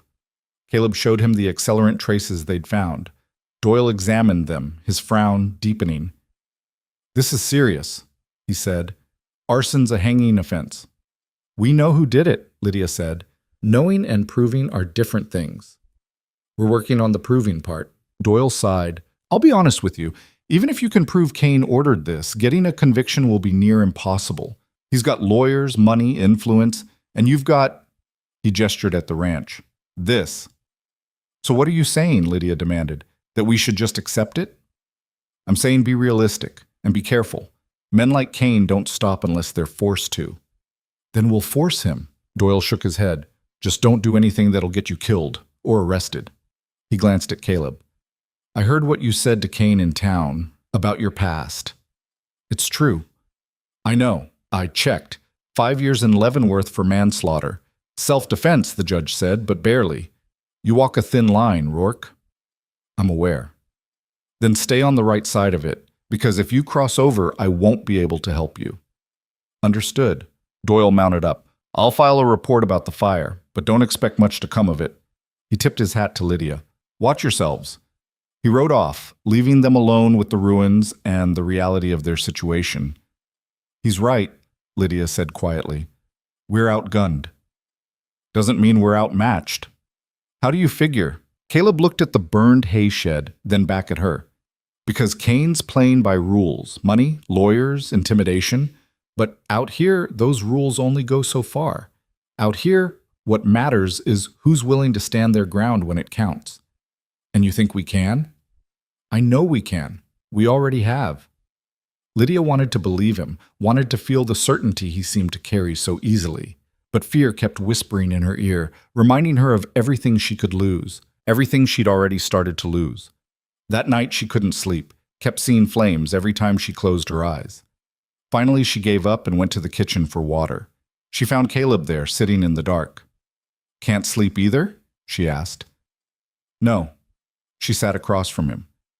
"What are you thinking about?" "How to end this without getting either of us killed." "Any luck?" "Not yet. Not." They sat in comfortable silence for a while. Then Lydia said, "What happens after? Assuming we survive this, assuming Kane backs off or gets arrested or whatever, what happens to us?" Caleb looked at her. "What do you want to happen?" "I don't know. This whole thing started as a business arrangement, but it's not that anymore, is it?" "No." "So what is it?" He was quiet for a long moment. "It's whatever we make it." "That's not an answer. It's the only answer I've got." He leaned forward. "I can't tell you what this is, Lydia. I can tell you what I want it to be. But what it actually becomes? That's up to both of us." "What do you want it to be?" "Real. Honest. Something worth fighting for." Lydia's throat tightened. "I'm not good at this. At letting people in." "Neither am I." "Then how are we supposed to?" "We figure it out together, one day at a time." It sounded so simple when he said it like that, so possible. "Okay," Lydia whispered. "Okay. One day at a time. We'll figure it out." Caleb smiled, small but genuine.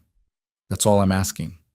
They sat there until dawn started creeping through the windows, neither speaking, neither needing to.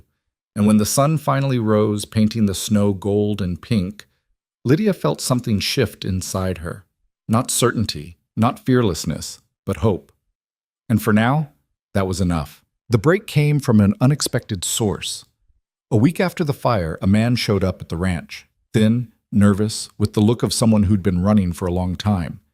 He introduced himself as Henry Pritchard, and Lydia recognized the last name immediately. "Any relation to Edward Pritchard?" she asked, hand resting on the rifle by the door. "My brother," Henry said, "and that's why I'm here." Caleb appeared behind Lydia, silent but present. Henry's eyes flicked to him and away, swallowing hard. "I don't have much time," Henry said. "Edward's working for Kane and Moss, but he's not like them. He took the job because we needed money, but what they're doing..." He pulled an envelope from his coat. "These are copies of documents, letters between Kane and Moss, instructions for the arson, payment records for the men they hired." Lydia took the envelope with shaking hands. "Why are you giving us this?" "Because what they did was wrong, and because Edward's scared.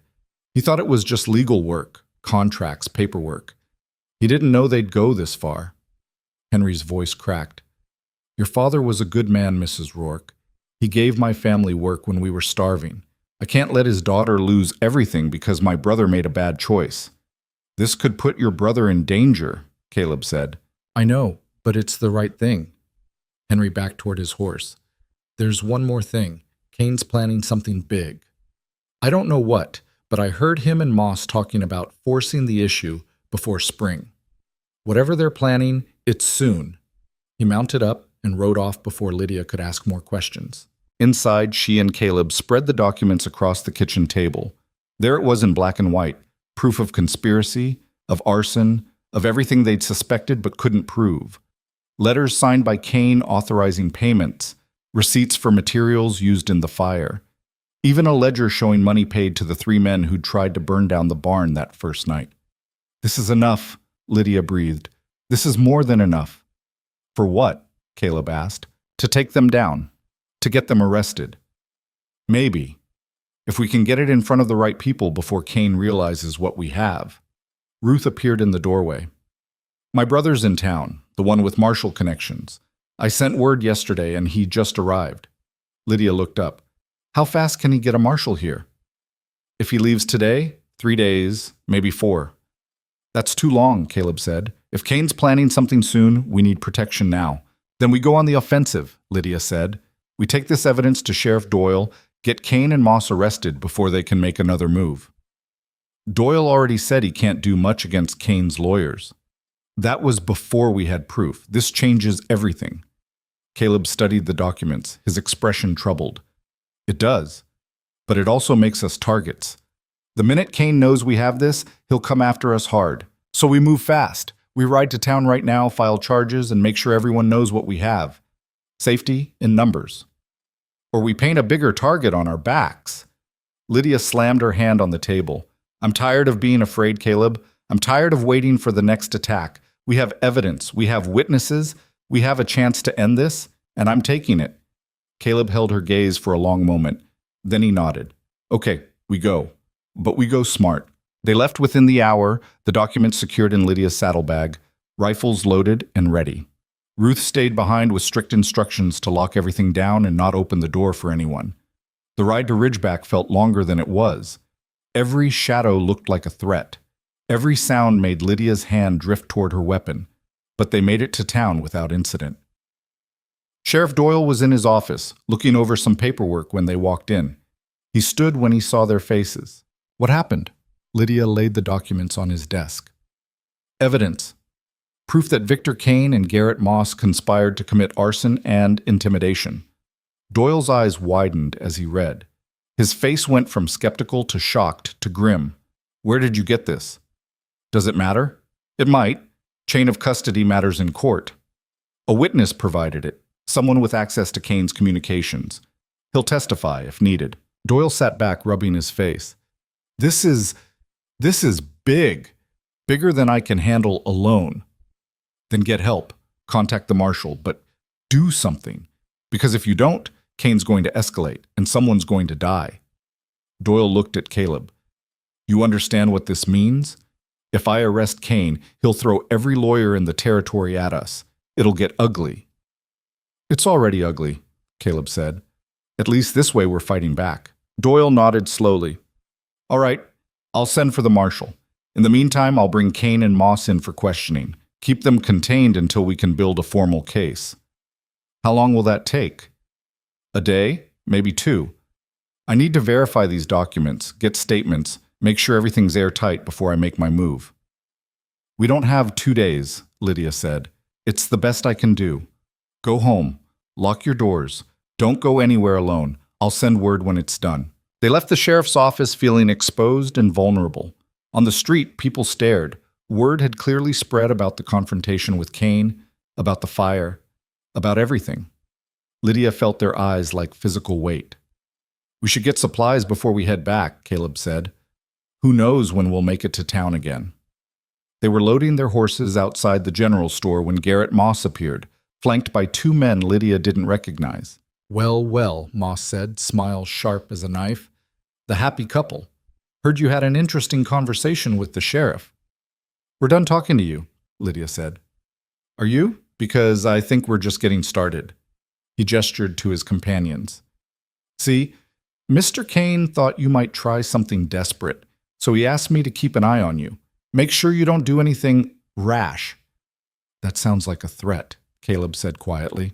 Does it? I'm just concerned for your safety. Terrible things happen in winter. Accidents, misunderstandings, people disappearing into storms and never being found. Caleb's hand moved to his rifle. Moss's men tensed. Don't, Lydia murmured. Listen to your wife, Moss said. She's smarter than you are. She knows when she's beaten.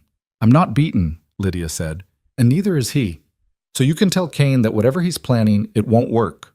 We've got evidence, we've got witnesses, and we're not backing down. Moss's smile faded. You think evidence matters? Kane owns half the judges in Montana.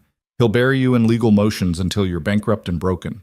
Maybe, but he'll have to explain those documents first. And I don't think his lawyers can make conspiracy and arson disappear no matter how much money he throws at them. For the first time, Moss looked uncertain. What documents? Ask Kane. I'm sure he'll explain. Lydia mounted her horse. Now get out of our way. Moss stepped aside, but his expression promised retribution. As Lydia and Caleb rode out of town, she could feel his eyes boring into her back.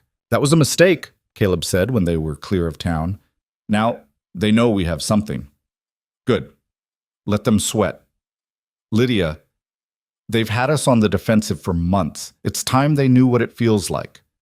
Caleb didn't argue, but his jaw was tight with worry. They were halfway home when they saw the smoke, black and thick, rising from the direction of the ranch. Lydia's heart stopped. "No," she whispered. They spurred their horses into a gallop, racing across the snow-covered prairie. As they got closer, Lydia could see flames. Not the hay shed this time, but the barn. The main barn where they'd stored equipment, supplies, everything they needed to survive winter. And worse, she couldn't see Ruth anywhere. They dismounted at a run. The heat was intense, flames already consuming the upper levels. Lydia started toward the house, but Caleb grabbed her arm. "Wait," he said, scanning the area.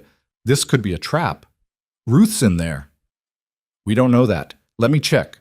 He moved toward the house with his rifle ready, checking corners and shadows. Lydia followed despite his order to wait, her own weapon raised. The front door was open. Inside, furniture was overturned, signs of a struggle everywhere. But no Ruth. "Ruth," Lydia called. "Ruth, where are you?" No answer. They searched the house room by room, fear mounting with every empty space.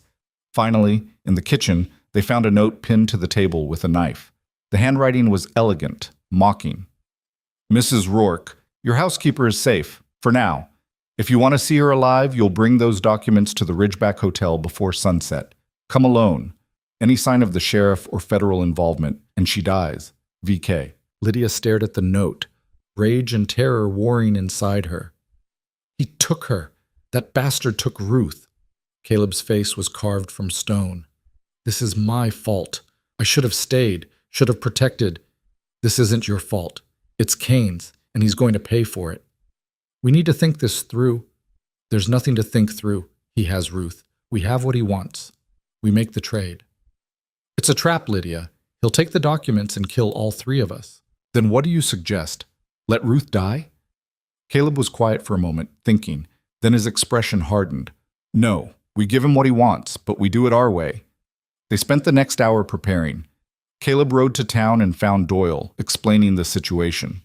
The sheriff wanted to organize a rescue, but Caleb convinced him that any official presence would get Ruth killed. Instead, they made a different plan. When Caleb returned, he and Lydia went over every detail until they could execute it in their sleep. "This is dangerous," Caleb said as the sun started its descent toward the horizon. "Everything about this has been dangerous. If this goes wrong, it won't. But if it does," he grabbed her hand. "If it does, I need you to run. Don't try to save me. Don't try to be a hero. Just run and don't look back." "I'm not leaving you." "Lydia." "I said I'm not leaving you. We're partners, remember? Equal say in everything. And I say we both walk out of this alive." Caleb's grip tightened. "You're the most stubborn woman I've ever met." "And you're just figuring this out now?" He smiled despite everything. "No. I knew from the moment you showed up in the rain demanding I marry you." "I didn't demand. I offered. You demanded." This ridiculous argument in the face of mortal danger should have been absurd. Instead, it felt necessary, a reminder of what they were fighting for. They rode to town as the sun touched the horizon, painting the snow blood red. The hotel loomed before them, windows dark except for one on the second floor where a lamp burned. Lydia dismounted with the envelope of documents. Caleb stayed with the horses, positioned where he could see both the hotel entrance and the back alley. They'd agreed he wouldn't come inside. Kane would be expecting that, might even have planned for it. But Kane wasn't expecting what they'd actually planned. Lydia climbed the stairs to the second floor, each step measured and deliberate. The hallway was empty, doors closed. She found the room with light spilling from beneath it and knocked. "Come in, Mrs. Rourke." She opened the door. The room was large, well-furnished. Kane had clearly rented the best the hotel offered. He sat in a wing-back chair by the window, looking relaxed and confident. Garrett Moss stood behind him, arms crossed, and tied to a chair in the corner, gagged but alive, was Ruth. Lydia met Ruth's eyes and saw fury there, not fear. Good. Ruth was a fighter. "You have the documents?" Kane asked. Lydia held up the envelope.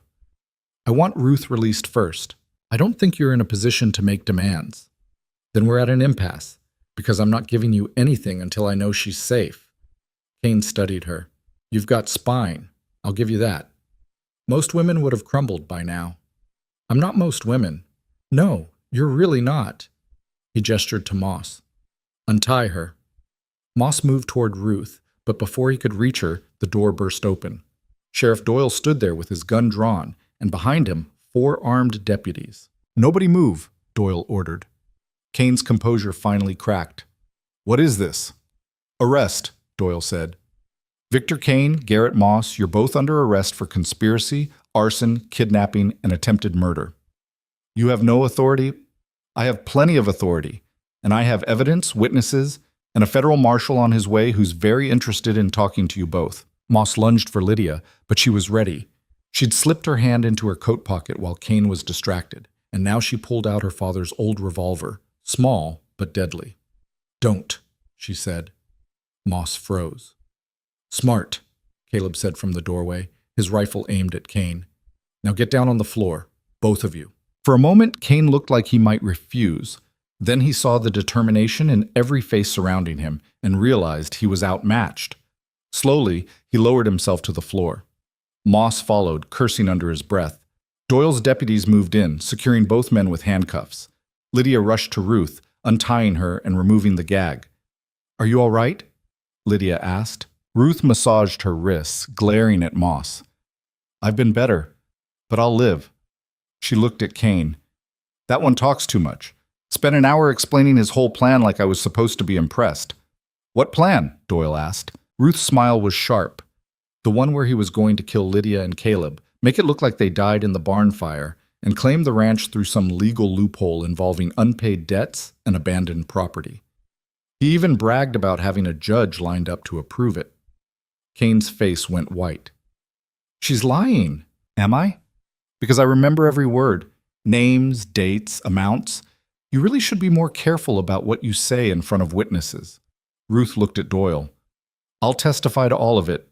Doyle's expression was grim satisfaction. That's good enough for me. Get them out of here. As the deputies hauled Kane and Moss away, Kane looked back at Lydia. This isn't over. I have lawyers. I have money. I'll be out before the week's done. Maybe, Lydia said. But every day you spend fighting these charges is a day you're not bothering me. And eventually, even your money will run out. Kane's eyes blazed with impotent fury as he was dragged from the room. When they were gone, Lydia sagged against the wall. The adrenaline that had kept her upright drained away, leaving her shaking. Caleb was there immediately, steadying her. You okay? No. Yes. I don't know. She looked up at him. Is it really over? The immediate threat? Yeah. But Kane was right about one thing. He'll fight this. It could take months to go to trial. Let it take months. We'll be ready. Doyle approached. You two did good work. Risky as hell, but good. That stunt with making them think you were coming alone while we set up around back? He shook his head. Could have gone wrong a dozen ways. But it didn't, Caleb said. This time, don't make a habit of it. They collected Ruth and headed downstairs. Outside, a crowd had gathered. Seemed like half the town had heard about the arrests and come to see. As Lydia emerged, people started applauding. It was strange, surreal. These same people who'd whispered about her hasty marriage and doubted her ability to run the ranch were now celebrating her victory. A hand touched Lydia's arm. She turned to find the woman whose child they'd saved from under the wagon. Thank you, the woman said quietly. Kane tried to buy my husband Smithy last month. Threatened us when we refused. Now maybe we can sleep without wondering when he'll come back. Others approached with similar stories. Kane had hurt a lot of people, pushed too many boundaries, made too many enemies. Lydia's fight had become their fight. By the time they rode out of town, the sun had set completely, but the moon was bright enough to light their way home. The barn was still smoldering when they arrived, but the house was intact. They'd lost equipment and supplies, but those could be replaced. What mattered was that they were all alive. Ruth went inside to make tea, her solution to everything. Lydia and Caleb stood in the yard looking at the damage. We'll rebuild, Caleb said. I know. It'll take time, money, work. I know that too. He turned to face her. But we'll do it together. Lydia met his eyes. In the moonlight, they looked almost silver. Together. I like the sound of that. Yeah? Yeah. She took a breath. I've been thinking about what you said, about what you want this to be. And? I want it to be real, too. Messy and complicated and probably harder than we expect, but real. Caleb's expression softened. You sure? No. I'm terrified, actually. Letting someone in means risking getting hurt, but I'm more afraid of never taking the risk at all. That's very wise. Don't sound so surprised. He laughed, a real laugh, warm and genuine. I'm not surprised. You're the smartest person I know. Now you're just flattering me. Is it working? Maybe.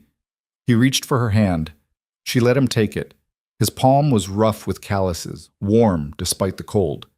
It felt right. So what now? Caleb asked. Now we go inside, drink Ruth's terrible tea, and figure out how to rebuild a barn before spring. That's very practical. I'm a practical woman. One of the many things He stopped. Things you what? Caleb hesitated, then said, Things I admire about you. Lydia suspected that wasn't what he'd been about to say, but she didn't push. Some things needed time. They walked toward the house together, hands linked, the future uncertain, but theirs to shape. The trial happened in early spring.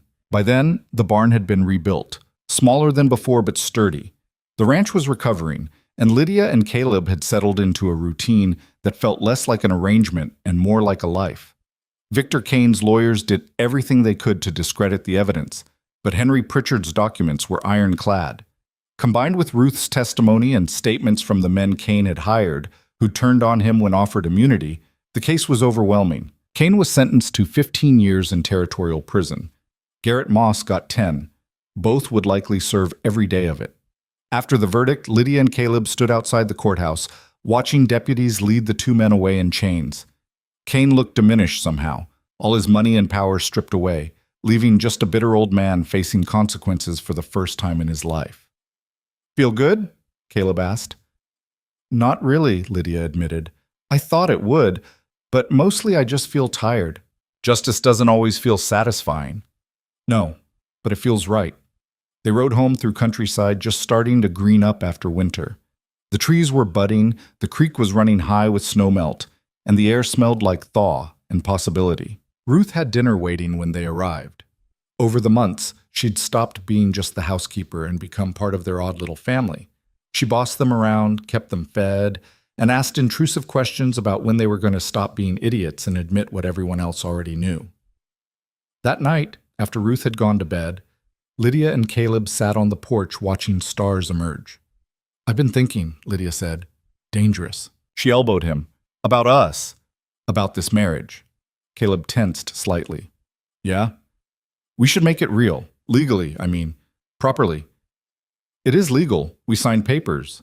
You know what I mean. A real marriage. Not an arrangement or a deal or whatever we've been calling it. And what would that look like? Lydia turned to face him.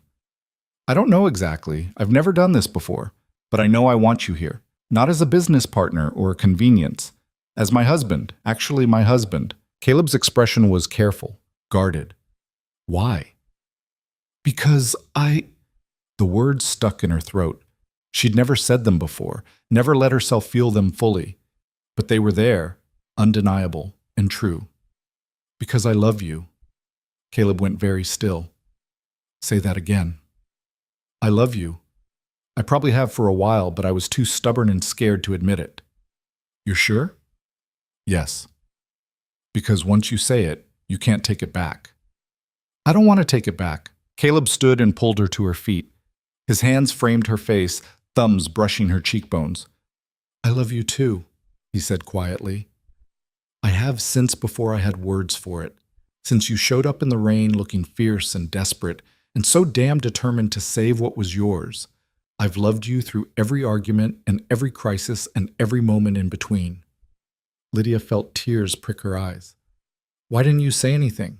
Because you needed time, and I was willing to wait forever if that's what it took. You're too patient. One of us has to be.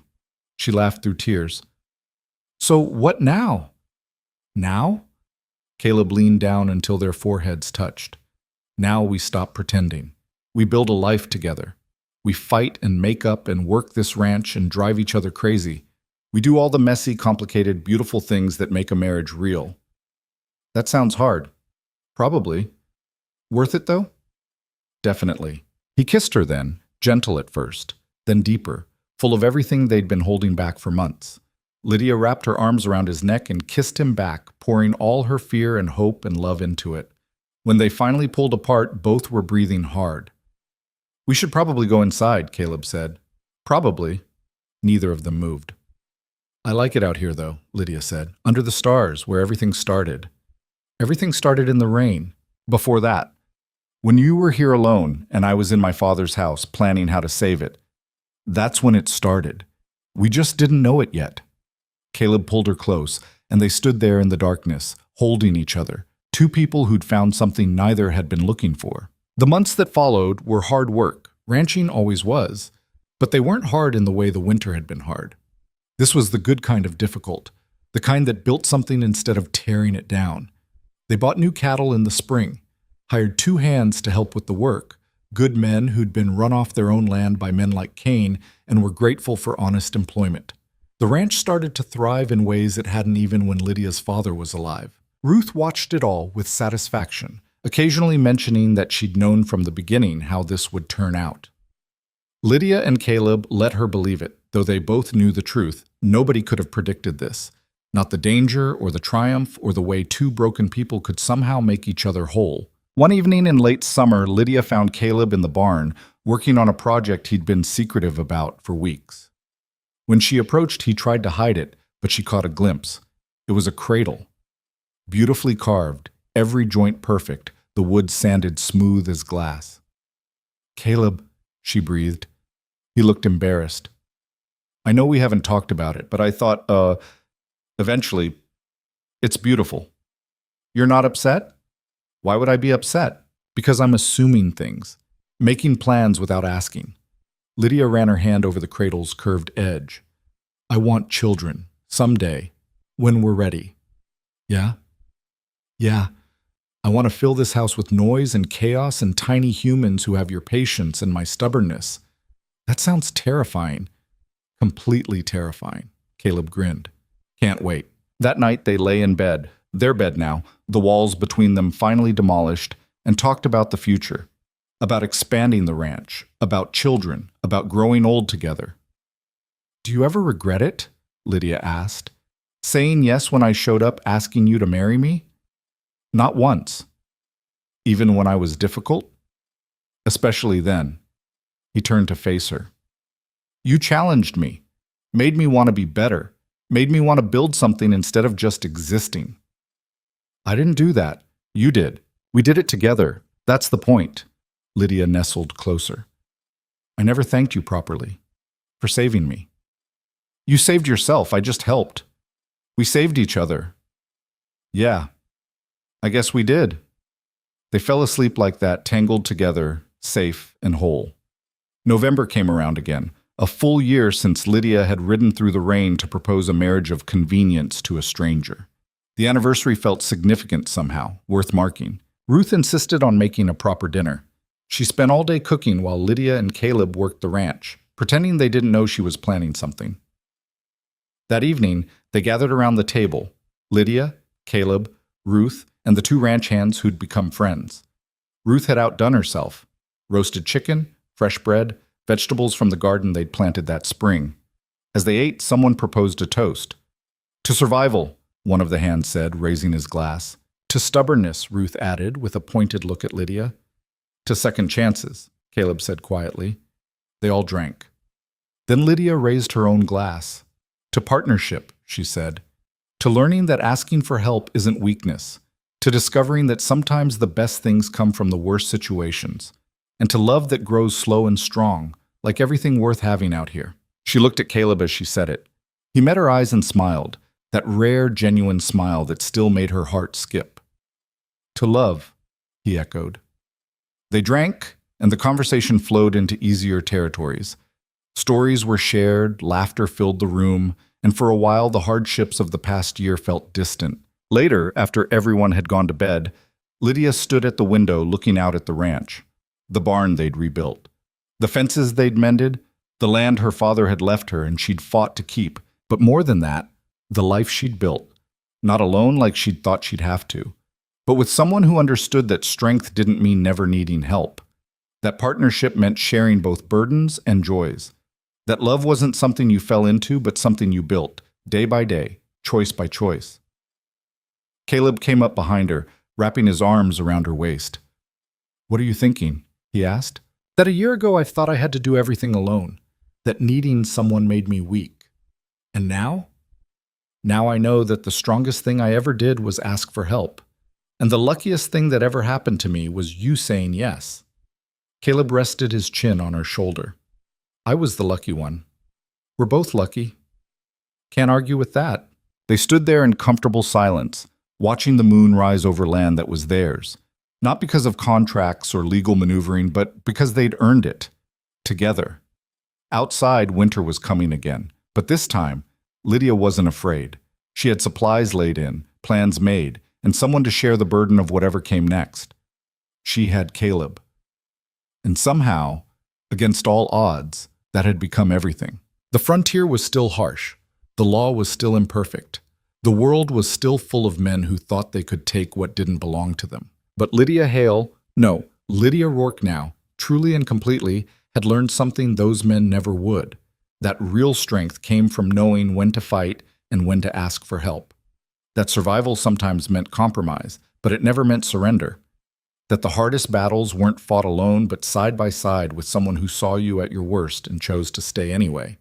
She'd started this journey thinking she needed a husband to save her ranch. She'd ended it discovering she'd needed a partner to save herself. And in the process, she'd found something more valuable than land or money or pride. She'd found home. Not in the place, but in the person standing beside her. That was the real victory. Not over Cain or Moss or the law that said women couldn't stand alone, but over her own fear of needing someone, of letting someone in.